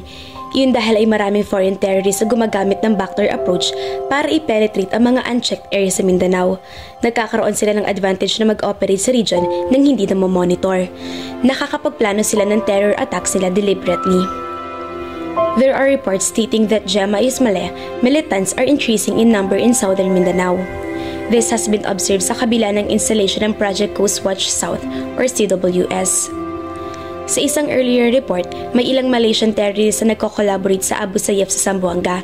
That's according to Singaporean security personnel. Sabi ng intelligence team ng armed forces ay na-identify nila ang 4 na mga Malaysian terrorist. Si Bart ay pinaniwalaan na active hanggang sa kasalukuyan. The JA operatives are said to be leading the operations in Basilan and Zamboanga. Intelligence reports state that he was found with Abu Sayyaf members in Western Mindanao. Akob, ikaw ang napili ko mag-undercover para makakapalapit tayo kay Bart. Ako ho, sir? Well, so far, ikaw ang pinakamagandang lalaking agent. Boo! Sir, nakakasakit naman kayo ng damdamin. Hindi ba kayo nagagapuhan sa akin? Bigote ko palang ulam na. Pinindot nito ang projector at bumulaga sa kanila ang PowerPoint presentation nito. Pinag-aaralan ni Gray ang laman ng folder na hawak niya pagkatapos ng one-on-one meeting nila ni Major Arias. Naglalaman yun ng mga impormasyon tungkol sa isang Kisha-sen. May kalaki pang mga larawan. Maganda si Kisha. Brod, bakit? Beer tayo mamayang 6? Sige ba? Ano ba yung folder na hawak mo? Profile ni Kisha-sen? Oo. Patingin nga. Hanep, pang derby ah. Type mo ba? Bakit naman? May diferensya na yata yung mga mata mo. Nasaan ba ngayon yung Miss Zen na yan? Sa Zamboanga ba rin ba? Ayon sa latest na intel, nandito na raw sa Maynila. Haba, mabuti. Baka umalis ang Zamboanga nang mag-break sila ng Patrick Dela na yun. Nabitin siya sa pagsagot kay Henzo nang tumunog ang kanyang cellphone. Text message iyon galing kay Paula. Birthday ni Lolo Ingo. Meron kaming pansit canton. Dito ka na mag-dinner. Sino yan? Text si Paula. Birthday raw ng lolo niya. Iniimbita ako na doon na mag-dinner mamaya. Sabihin mong hindi pwede dahil lalabas tayo. Huwag na lang kaya ako sumama sa inyo. Sa red light na naman ang punta nyo eh. Pagod ako at maaga pa akong papunta sa Cavite bukas. Nag-text lang si Paula sa'yo? Binawi mo na agad ang gipit ng tropa? Aba, teka nga ako. May something na bang namamagitan sa inyo ni Paula? Anong something? Kasi sobrang close na ninyo ni Paula sa isa't isa. Mas marami ka pang oras na nakakasama siya kapag walang trabaho eh. Madalas ka rin tumambay sa bahay nila. Nilagyan mo agad ng mali siya. Palibasa, manyakis ka. Magkaibigan lang kami ni Paula. Lang para sa'yo. Pero ibang tingin ko, mukhang may amat si Paula sa'yo. Ano? Yun ang observation ko. Iba ko makatitig sa'yo eh. May pagnanasa. Ikaw yatang may diferensya sa mata, tol. Parang kuya lang ang turing ni Paula sa akin. Wala nang iba. So, talagang hindi ka sasama sa amin mamaya? Pas muna ako. Ikaw ang bahala. Nang makalis ito ay nagkaroon siya ng pagkakataon na isipin uli ang sinabi nito tungkol kay Paula. May gusto raw si Paula sa kanya. Posible kaya yun? Naglaro sa imahinasyon niyang mukha nito. Maganda ito, hindi nga lang mapapansin agad. Pero habang natititikan ng matagal ay paganda ito ng paganda. Simple itong pumorma pero kung makapag-ayos ito at magpaganda, baka dumagsa ang mga manlilikaw nito. Maswerteng sino mang lalaki na maibigan ni Paula. Mabait, maalalahanin at malaga ito at... Iris, bakit ba kung ano-anong pinag-iisip mo? That's Paula you're thinking about, for goodness sake. Isang buwan na sa Metro Manila si Kisha. Kahit paano'y masasabi niyang settled na siya. Nagre-rent siya sa isang magarang condo unit sa Bellagio Tower sa Taguig sa kasalukuyan. At iyong space na kinuha niya sa market para sa pagbubukas niya ng butik ay patapos ng renovation. Hopefully, by next month ay mabuksan ang negosyo niya. Hindi naman siya masyadong na-bored dahil nakatira din siya sa tower ang isang matalik na kaibigan niya na Filipino-Malaysian din na si Santi Garab. Join ka sa party ng friend ko bukas, Kish. Sabi ni Santi. San ba yun? Sa Manila, sa Binondo. What? Hindi ba magulo ron? Hindi naman, mansion ang bahay ng friend ko ron, no?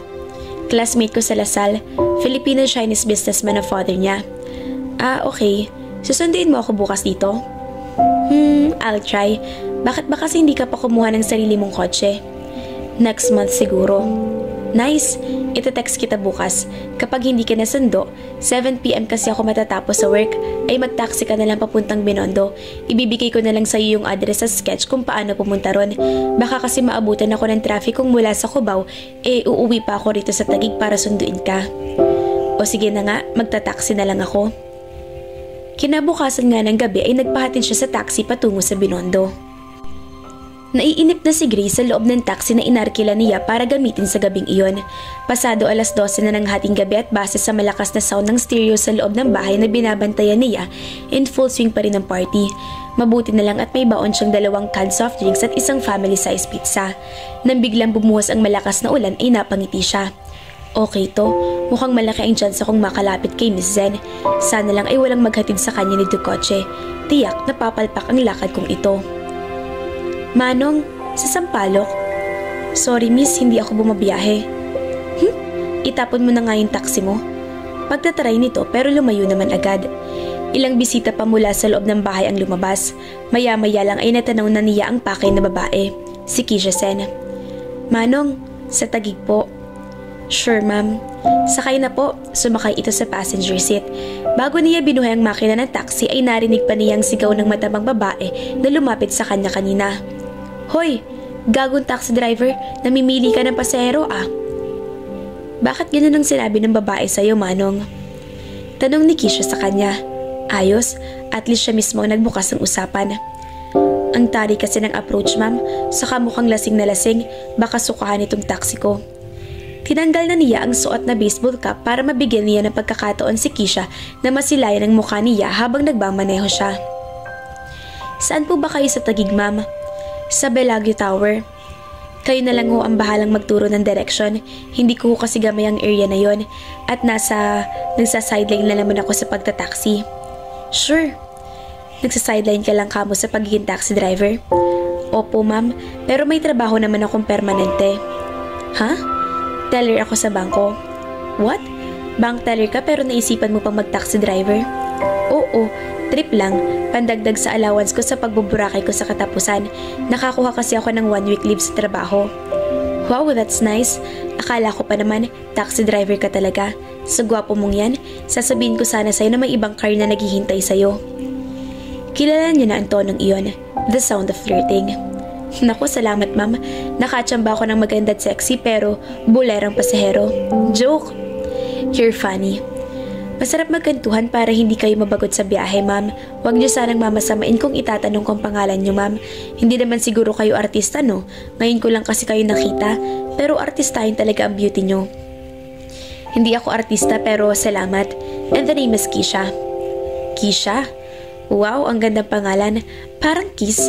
Bagay na bagay sa magandang babae na tulad niyo, ma'am. Ikikiss kayo ni Numan. Sino ba nang bobola ngayon? Ikaw o ako? Ano naman ang pangalan mo? Ako si Adelio Ariola. Pero tawagin niyo na lang akong Adele. Okay. It's so nice to meet you, Adele. Same here, Ma'am Keisha. Stop calling me ma'am and cut the po and opo. Hindi naman yata nagkakala yung mga edad natin, di ba? Nagkwentuhan sila ng kung ano-ano ang laman naman. Nang ibaba niya si Keisha sa harap ng Bellagio Tower, ay humirap siya pa siya. Sana hindi itong huli nating pagkikita, Keisha. I'm sure of that. Pwede ko bang makuha ang number mo? Alam mo kasi bibihira lang ako magkaroon ng magandang kaibigan eh. Sure, why not? Naging mabilis ang pagdampot niya ng kanyang cellphone at iniligay sa phonebook ang numero nito. Bye Adele. Bye Keisha. Good night. Yeah, you too. See you around. Anong development kay Keisha Zen? Ako. Tanong ni Major Arias. Ayos sir. Text muna. Dinadahan-dahan ko. Paunti-unti rin ang pagtatanong ko sa kanya tungkol sa dating boyfriend niya. Baka kasi makahalata eh. Tama yung ginagawa mo. Magdi-dinner kami on Saturday night. Mabutit pumayag siya. That's good. Is she dating anyone else right now? Wala sir. Ako pa lang kung sakali. Tinamaan ba sa'yo? Siguro ho, pero dodoblihin ko ang tama niya sa Sabado. Pakikintapin kong leather shoes ko. Huwag ka mag-Elvis Presley, baka naman mag-cold fit. Hindi sir, Justin Bieber tayo ngayon. Pag uwi niya sa bahay kinahaponan ay nagulat siya nang makita si Paula sa labas ng gate. Paula, anong ginagawa mo rito?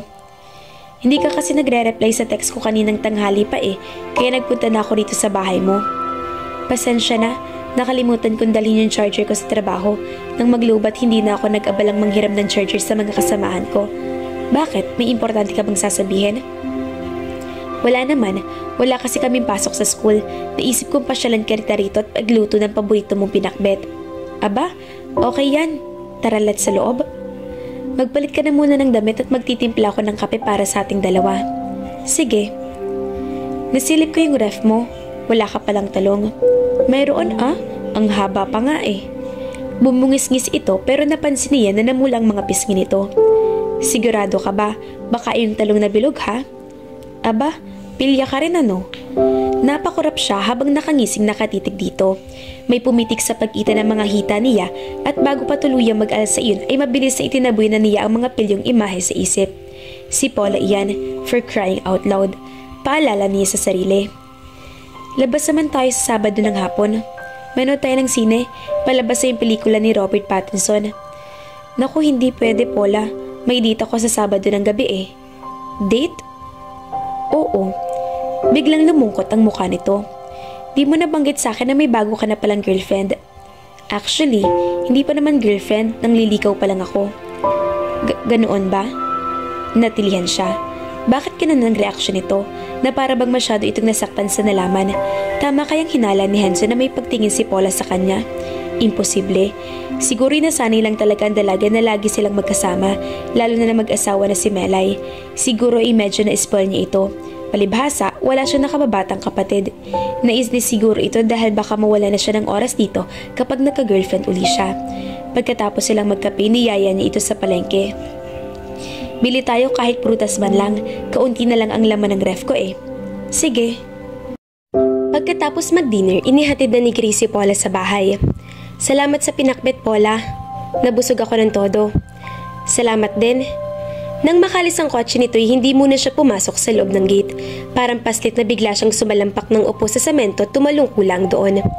Ellie, kumusta na, Paula? Ellie, na-miss kita ng sobra. Ang tagal nating hindi nagkita ah. Oo nga eh, ilang taon din ako namalagi sa Bicol at hindi nakauwi rito sa Maynila. Kailan ka dumating? Kaninang madaling araw lang. Ganoon ba? Halika sa loob. Magkatabing umupo sila sa baitang ng hagdan. Naku, nariyan ka pala, Ellie. Bati rito ng nanay niya na sumilip sa loob. Opo, Aling Lina. Kumusta na po? Okay lang, Ellie. Balita ko, namatay raw yung tsuhin mo sa Bicol nung nakaraang buwan. Opo, inatake sa puso. Naku, condolence, Ellie. Salamat ho.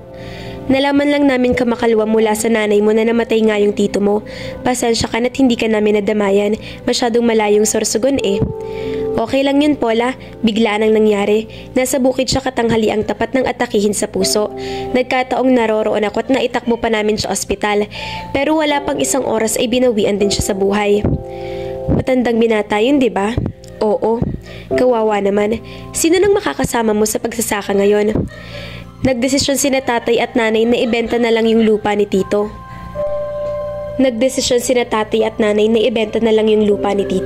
Iyong mapagbebentahan ay ibinalang kako namin ng segunda manong jeep para may magamit ako na pampasada. Natuto ako magmaneho sa Bicol dahil madalas akong pinagmamaneho ni Tito kapag nagpapakiskis kami ng palay. Mabuti pa nga, may prospective buyer na ba kayo? Oo, interesado yung kaibigan ni Tito sa lupa. Bukas ay luluwas siya sa Maynila para pag-usapan ng tungkol doon. Kumusta na nga palang pag-aaral mo? Okay naman, medyo mahirap dahil sa dami ng projects pero okay lang. Pag may awa ang Diyos, magmamarcha na ako sa March. Ano na kayang balita tungkol kay Melay? Nung isang buwan pa kasi kami huling nagkausap. Overseas yun dahil nasa Japan na pala siya. Hindi na siya tumatawag sa akin. Nagtampo siguro nung hindi ako pumayag na dalawin siya sa Ilocos. Ganoon ba? Kumusta naman si Gray? Okay naman, kagagaling ko lang sa bahay niya kanina. Kayo na ba? Hindi ah. May idinedit na naman siya ngayon. Warak na naman ang puso mo niyan. Biro nito. Suntok sa buwan siguro na magkagusto siya sa akin. Bakit naman hindi? Maganda ka naman ah. Mag-ayos ka nga lang ng konti. Mas maganda ka pa kay Melay eh. Sinasabi mo lang yun dahil akong kaharap mo. Bakit kasi hindi man lang ako mapansin ni Gray? Dapat na yata ako magpakuha kay nanay ng panggayuma sa kaibigan niya sa Quiapo. Nababaliw ka na, Ama Paula. Nagulat si Keisha na mapagbuksan niya ng pinto ng kanyang condo unit si Adele ng gabing iyon. Yun ang pangalawang pagkakataon na nakita sila nito pagkatapos siyang ihatid nito mula sa party sa Binondo. Kung noon ay nagagapuhan na siya rito, lalo pang lumitaw ang kakisigan nito sa suot nitong dilaw na polo shirt at Levi's jeans. Good evening, Keisha. Good evening. Pasok at magkape muna tayo bago umalis. Salamat. Pinaupo niya ito sa sofa sa sala. Nakadama siya ng kilig habang nagtitimpla siya ng kape sa kusina. Anong pinatbat ng ex niyang si Patrick kay Adele? Mahigit 10 paligo yatang lamang ng huli. Here's your coffee. Thanks, Keisha. I like your dress. Thanks. Red is definitely your color. Well, it's my favorite. Mag-isa ka lang dito? Ah, oo. Nasa Zamboanga ang daddy ko. Zamboanga? Ang layo naman. Taga-roon talaga kayo? Yeah, we're part Malaysian. I see. Hindi ba dumadalaw sa'yo rito mga magulang mo? My mom died when I was a kid. Oh, sorry about that. Kailan ka ba lumipat dito sa Maynila? Last month lang. Bakit ka lumipat dito? To tell you honestly, kaya ako nagdesisyon na dito na sa Manila tumira ay para makaiwas sa ex ko. Naikwento ko na si Patrick sa'yo, diba? Oo. Teka, ginugulo ka ba niya? Hindi naman. A few days pagkatapos ng breakup namin, lumuwas na ako rito. Kung tumagal pa ako roon, malamang ay hindi niya ako patahimikin. Maimpluwensya siya roon. He's a businessman with business in Zamboanga and Kota Kinabalu. Marami siyang connection, kilala ang ex ko. Alam ko na nasaktan siya sa pakikipaghiwalay ko sa kanya, kaya posibleng gawan niya ako na masama. At kaya niyang impluwensyahan si daddy, so I decided to leave muna. I see. Pagkatapos silang magkape ay nagiya na siyang lumabas na dinala niya si Adele sa Blackbird Seafood Island sa market. Doon niya natuklasan na gentleman ito. Nakaka-inlove ang perfume na gamit nito, swabe sa kanyang pangamoy. Lalo siyang kinilig dahil habang kumakain sila, paminsan-minsan ay sinusubuan pa siya nito na parabang sila na. Busy ka ba next week? Hindi naman, bakit? Maganda kasi sana kung may makakasama ako sa Boracay. First time ko kasi roon. Talaga? Are you inviting me to go with you? Syempre naman, yun ay kung hindi ka busy. I'd love that, Adele. Alright, I'm in. Talaga? Wow! Thanks, Kisha. Katatapos lang ng huling klase ni Paula, nilapitan siya ng kalaklase at kaibigan niyang si Melissa. Maganda at sexy si Melissa. Fashionista pa. Medyo daring itong manamit pero may class pa rin naman. Melissa, may favor ako sa'yo. Ano yun, friendship? Kasi magpapaturo sana ako sa'yo kung paano magsuot ng sexy dresses at mag-makeup. Gaya ng pagbe-makeup mo.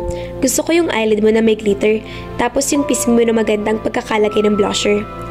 Ang corny mo ha? Seryoso ka ba? Oo naman. At bakit? Bakit gusto mo magpa-beauty? Teka, beauty ka naman na kahit hindi na mag-makeup at magpa-sexy, no? Aha, siguro may pinagpapakitan kang kaklase natin, no? Wala dito sa school. May crush ako na taga-roon sa amin. Really? Ano? Tuturuan mo ba ako? Saka isa pang favor, pahiramin mo naman ako ng damit. What? Sige na Melissa, isasauli ko agad. Wala lang akong budget ngayon. Gusto ko yung mga isinusuot mo ang sexy. O sige na nga. Yay! Kailan mo balak magpa-sexy? Friday afternoon pagkatapos ng klase natin. Mabuti pa'y pumunta ka na lang sa bahay para makapamili ka. O sige, tapos doon mo na rin ako turuan na mag-makeup. Syempre, papahiramin mo rin ako ng pang-makeup. Aray ko naman, paano naman ako no? Hinuburan mo na ako ng todo niyan. Sige na Melissa, sa Sabado ko lang naman kailangan kahit yung mga spare na lang na ipahiram mo sa akin.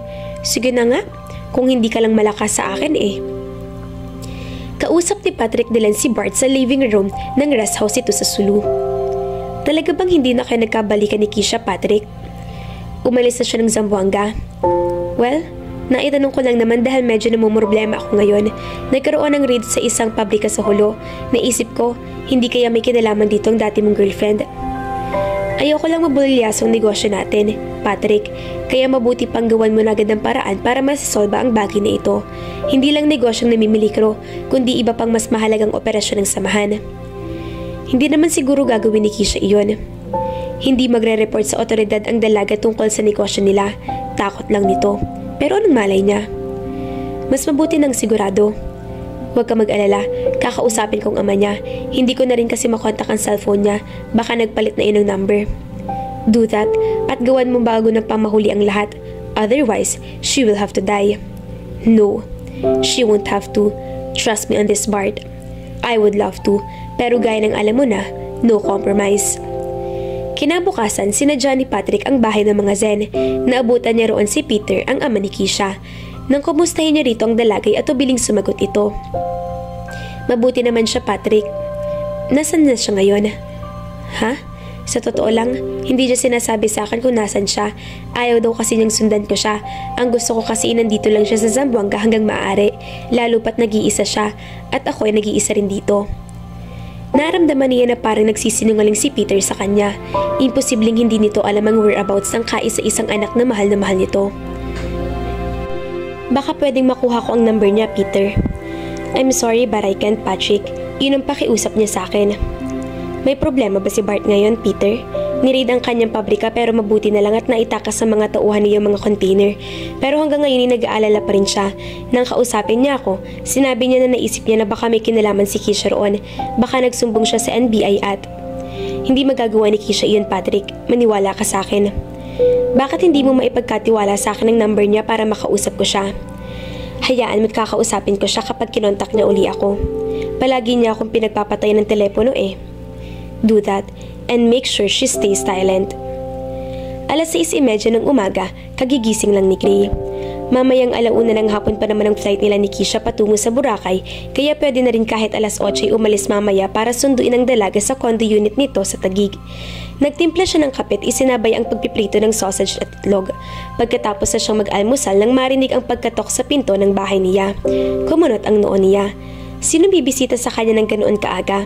Imposible namang si Henson dahil alam nito ngayong umagang alis niya pa Boracay. Pagbukas niya ng pinto, napipilin siya nang makita si Paula na alumpihit na pagkakatayo roon. O si Paula nga bang kaharap niya? Baka nakakamukha lang ni Paula na lalikaw at ibang bahay ang kinatok. Mabilis na pinasadahan niya ito ng tingin mula ulo hanggang paa.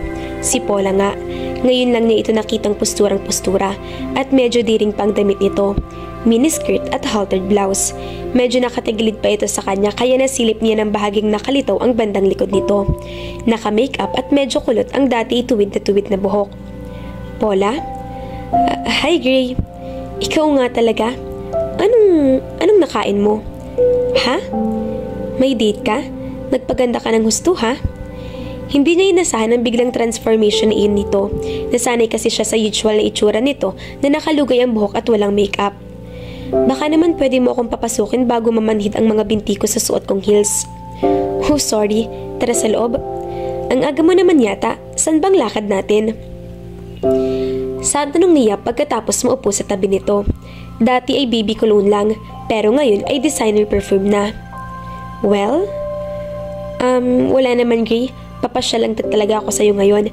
Wala ka naman pasok kaya naisip kong iyain kang mamasyal mamaya sa Center Point. Naku, pasensya na Paula. May lakad ako ngayon eh. Ha? Saan? Papunta ako ngayon sa Boracay. Boracay? Sinong kasama mo? Yung nililikawan mo ba? Yung Keisha ang pangalan? Siya nga. Tumungo ito at matagal na itinapik-tapik ang ibabaw ng mga hita na halatang natetensyon. Sige. Magtatagal ba kayo roon? 1 week lang. Okay. Alis na ako. Napatayo na rin siya. Paula. Bye, Gray. Paalam nito sa kawalang lingon-lingon na lumabas ng bahay. Mababakas ang pagtataka sa mukha ng ina ni Paula nang makabalik siya sa bahay. Ano ba yung itsura mo, Paula? Bakit nagkalat ang makeup dyan sa mukha mo? Naisip niya na baka kumalat na ang maskara ng mukha niya dahil sa kakaiyak kanina nang makaalis siya sa bahay ni Gray. Hoy, Ama Paula, bakit nga pala napauwi agad? Akala ko ba ay magkikita ka ng mga kaklase mo? Hindi na raw matutuloy, Nay. Saka mabilis na inilak ang pinto. Gusto niyang tawagan o i-text si Gray, pero nagsara mo agad ang isang bahagi ng isip niya. Gaga ka ba? Sasaktan mo lang lalo ang puso mo. Hayan nga't may kadate siya sa Boracay. Kukulitin mo pa. Kailan ka ba mauumpog at magigising na hindi mo kailanman mapapaibig si Gray?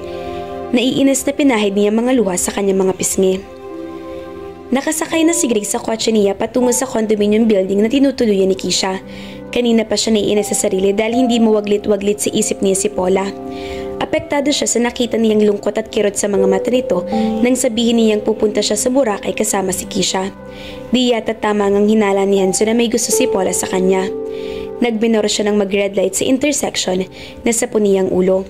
Paano kung tuluyan ang umiwas si Paula sa kanya, lalo pat hindi malayong isipin nito na seryoso siya kay Keisha. Bahagya siyang napaigtat nang marinig ang pag-iingay ng kanyang cellphone. Si Paula, may humaplos sa tuwa sa kanyang dibdib. Brod, nasan ka? Tanong ng kaibigan sa kabilang linya. On the way para sunduin si Keisha. Nandito na ako sa Taft Avenue. Hindi ka talaga excited ano? Excited saan? Sa 1 week na bakasyon ninyo ni Keisha syempre. Alam mo naman na ginagawa ko lang assignment ko tol. Pero tiyak na magkakagusto ka rin kay Keisha kapag nasa Boracay na kayo. Magsuot lang iyon ng bikini, tiyak na bibigay ka.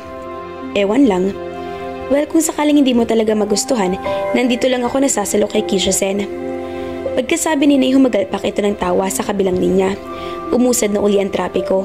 Gustong-gusto niyang ungkatin ang tungkol kay Paula, pero hindi naman siya nagkaroon ng lakas ng loob. Natakot siya na baka kantsawan siya ng kaibigan kapag sinabi niyang apektado siya sa nakitang lungkot sa mga mata.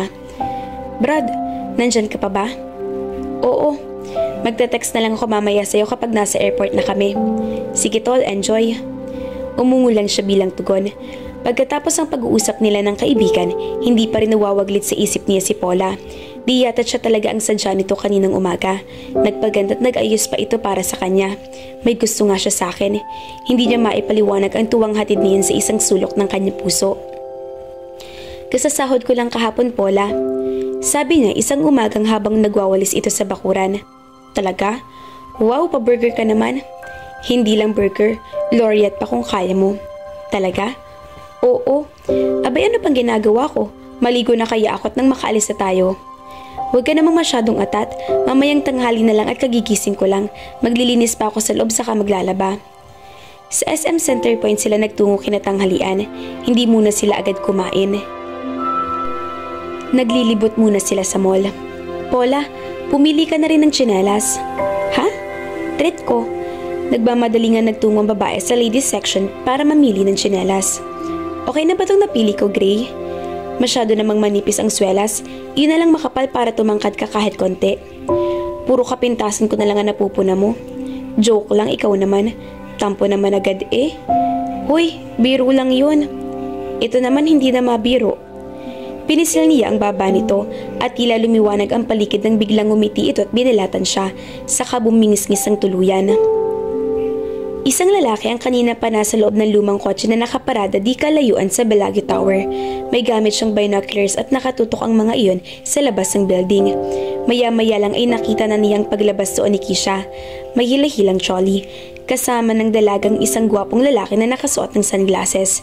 May hila ring trolley ang lalaki habang ang isang kamay ay nakakapit sa braso ni Keisha. Pumaradang isang taxi sa harap ng mga ito, saka inilagay ang mga bagahe sa compartment ng taxi. Mabilis niyang dinampot ang cellphone at tinawagan ang kliyente niyang si Patrick Delen.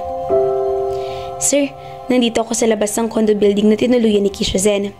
Good. Anong balita? Pasakay siya ng taxi, sir. May kasamang isang lalaki.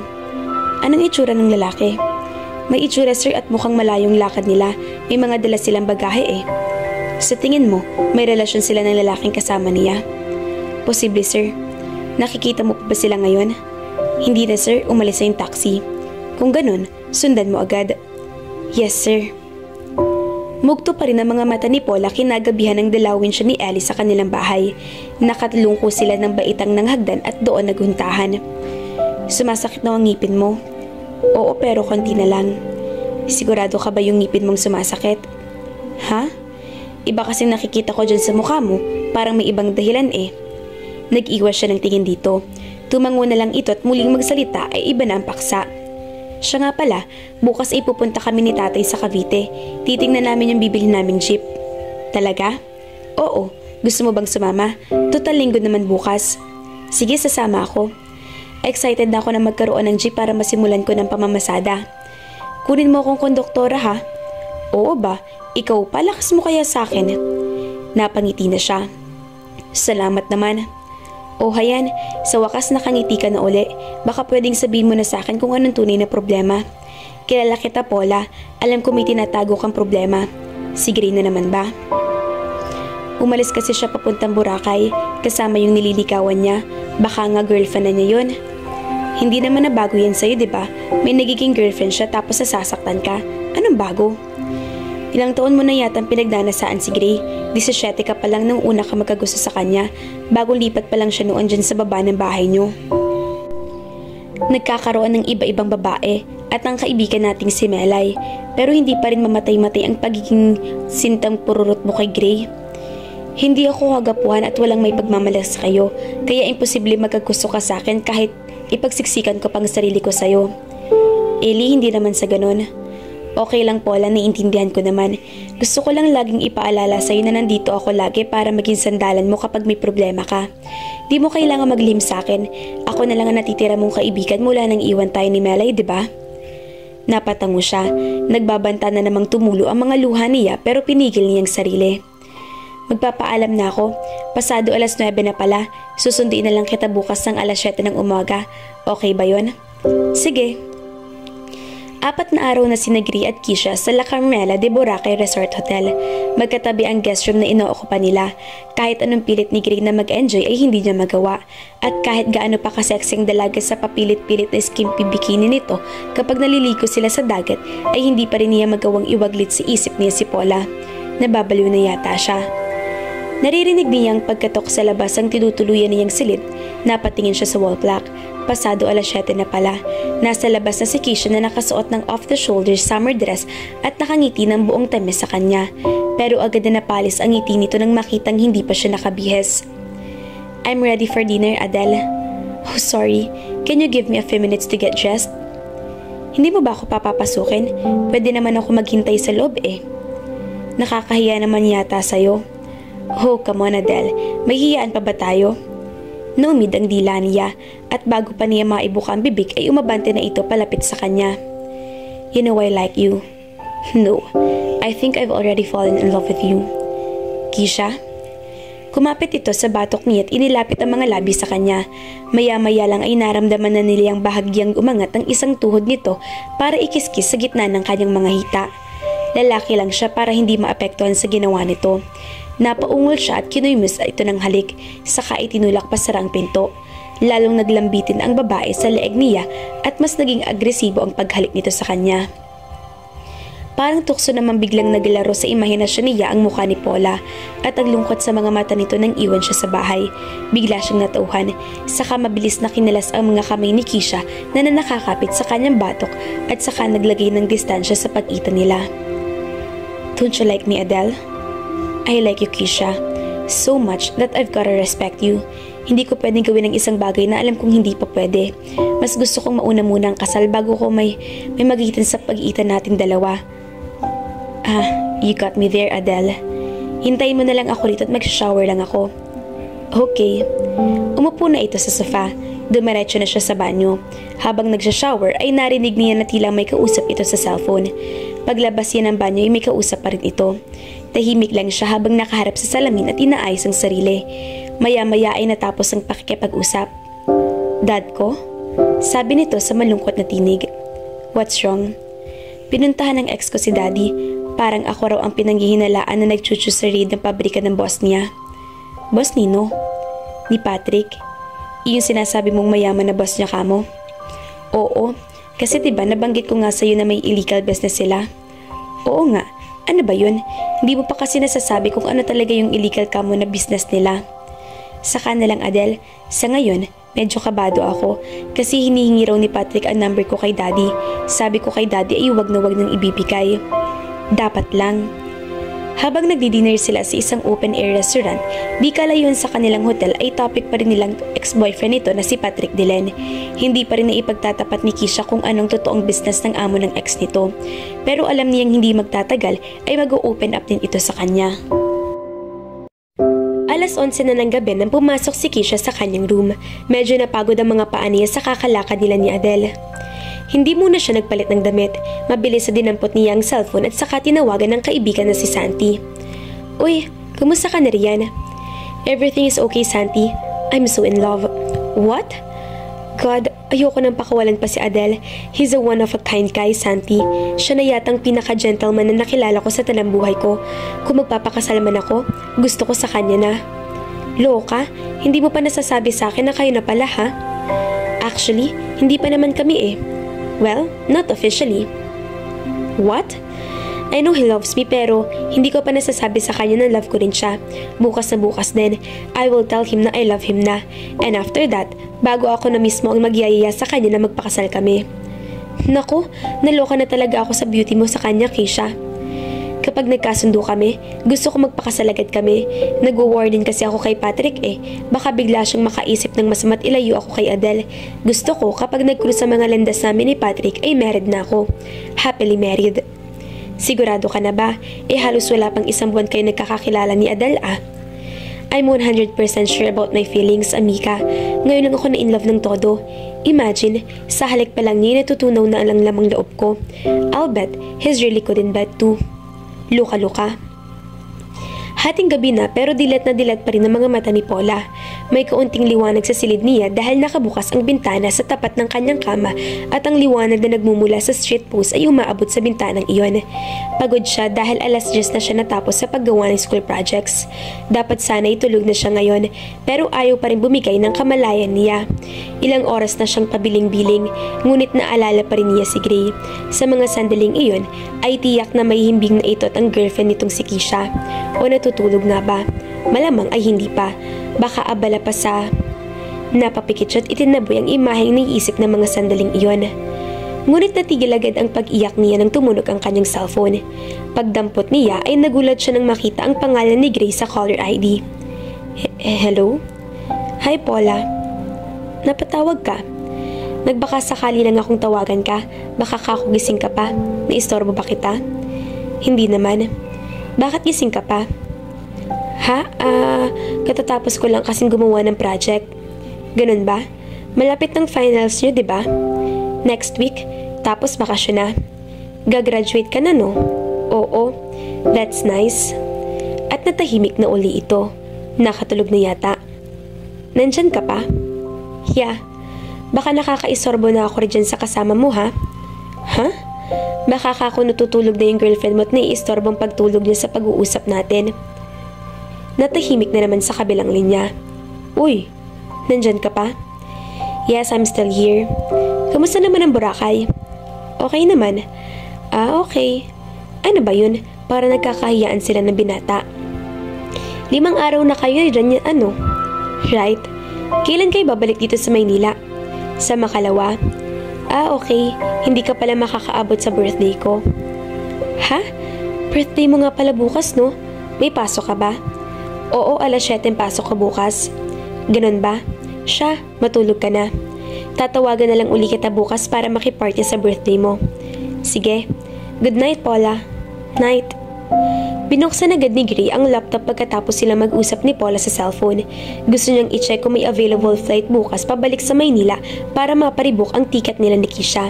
Pero natigilan siya at naudlot ang paglalagin sa website ng airline.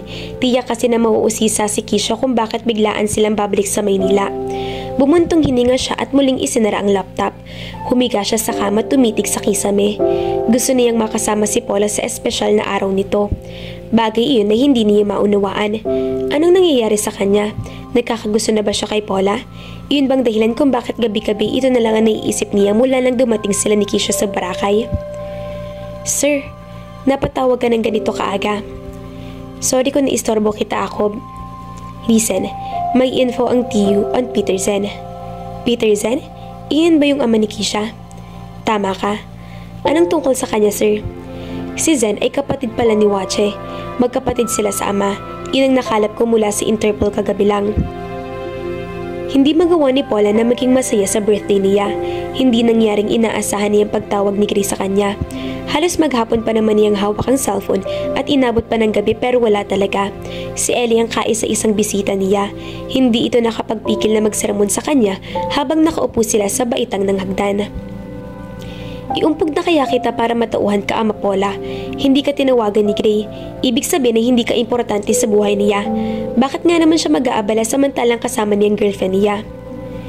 Maawa ka naman sa sarili mo, Paula. Nag-aaksaya ka ng oras at emosyon sa isang lalaking wala namang pagtingin ni katiting sa'yo.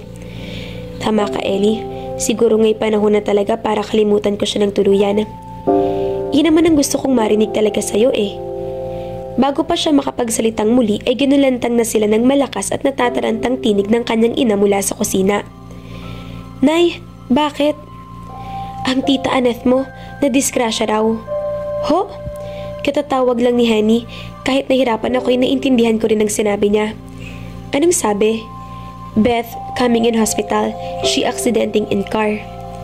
Nay, sana tinawag mo ko para akong kumausap kay Uncle Henny. May isip ko pa yun, inamanhid na agad ng katawan ko pagkasabi niya ng salitang accident. Diyos ko, kawawa naman ang tita Annette mo, Ama Paula. Nay, pahinging panload ng pakausap ko uli si Uncle Henny. Sasabihin ko sa kanya na tumawag uli sa atin. Dali, Nay. Sinamahan siya ni Ellie para magpaload sa sari-sari store. She was on her way home when a car hit her, Paula. The doctor says she needs an operation because one of her legs was totally damaged, and I worry that she might never be able to walk again. Diyos ko. Tapos na ang finals ni Paula at 2 araw na lang at graduation na nila. Pero kahit abala siya sa school ay hindi pa rin siya makapag-relax dahil sa pagkaka-aksidente ng tita Annette niya. Iniisip niya palagi ang kalagayan nito.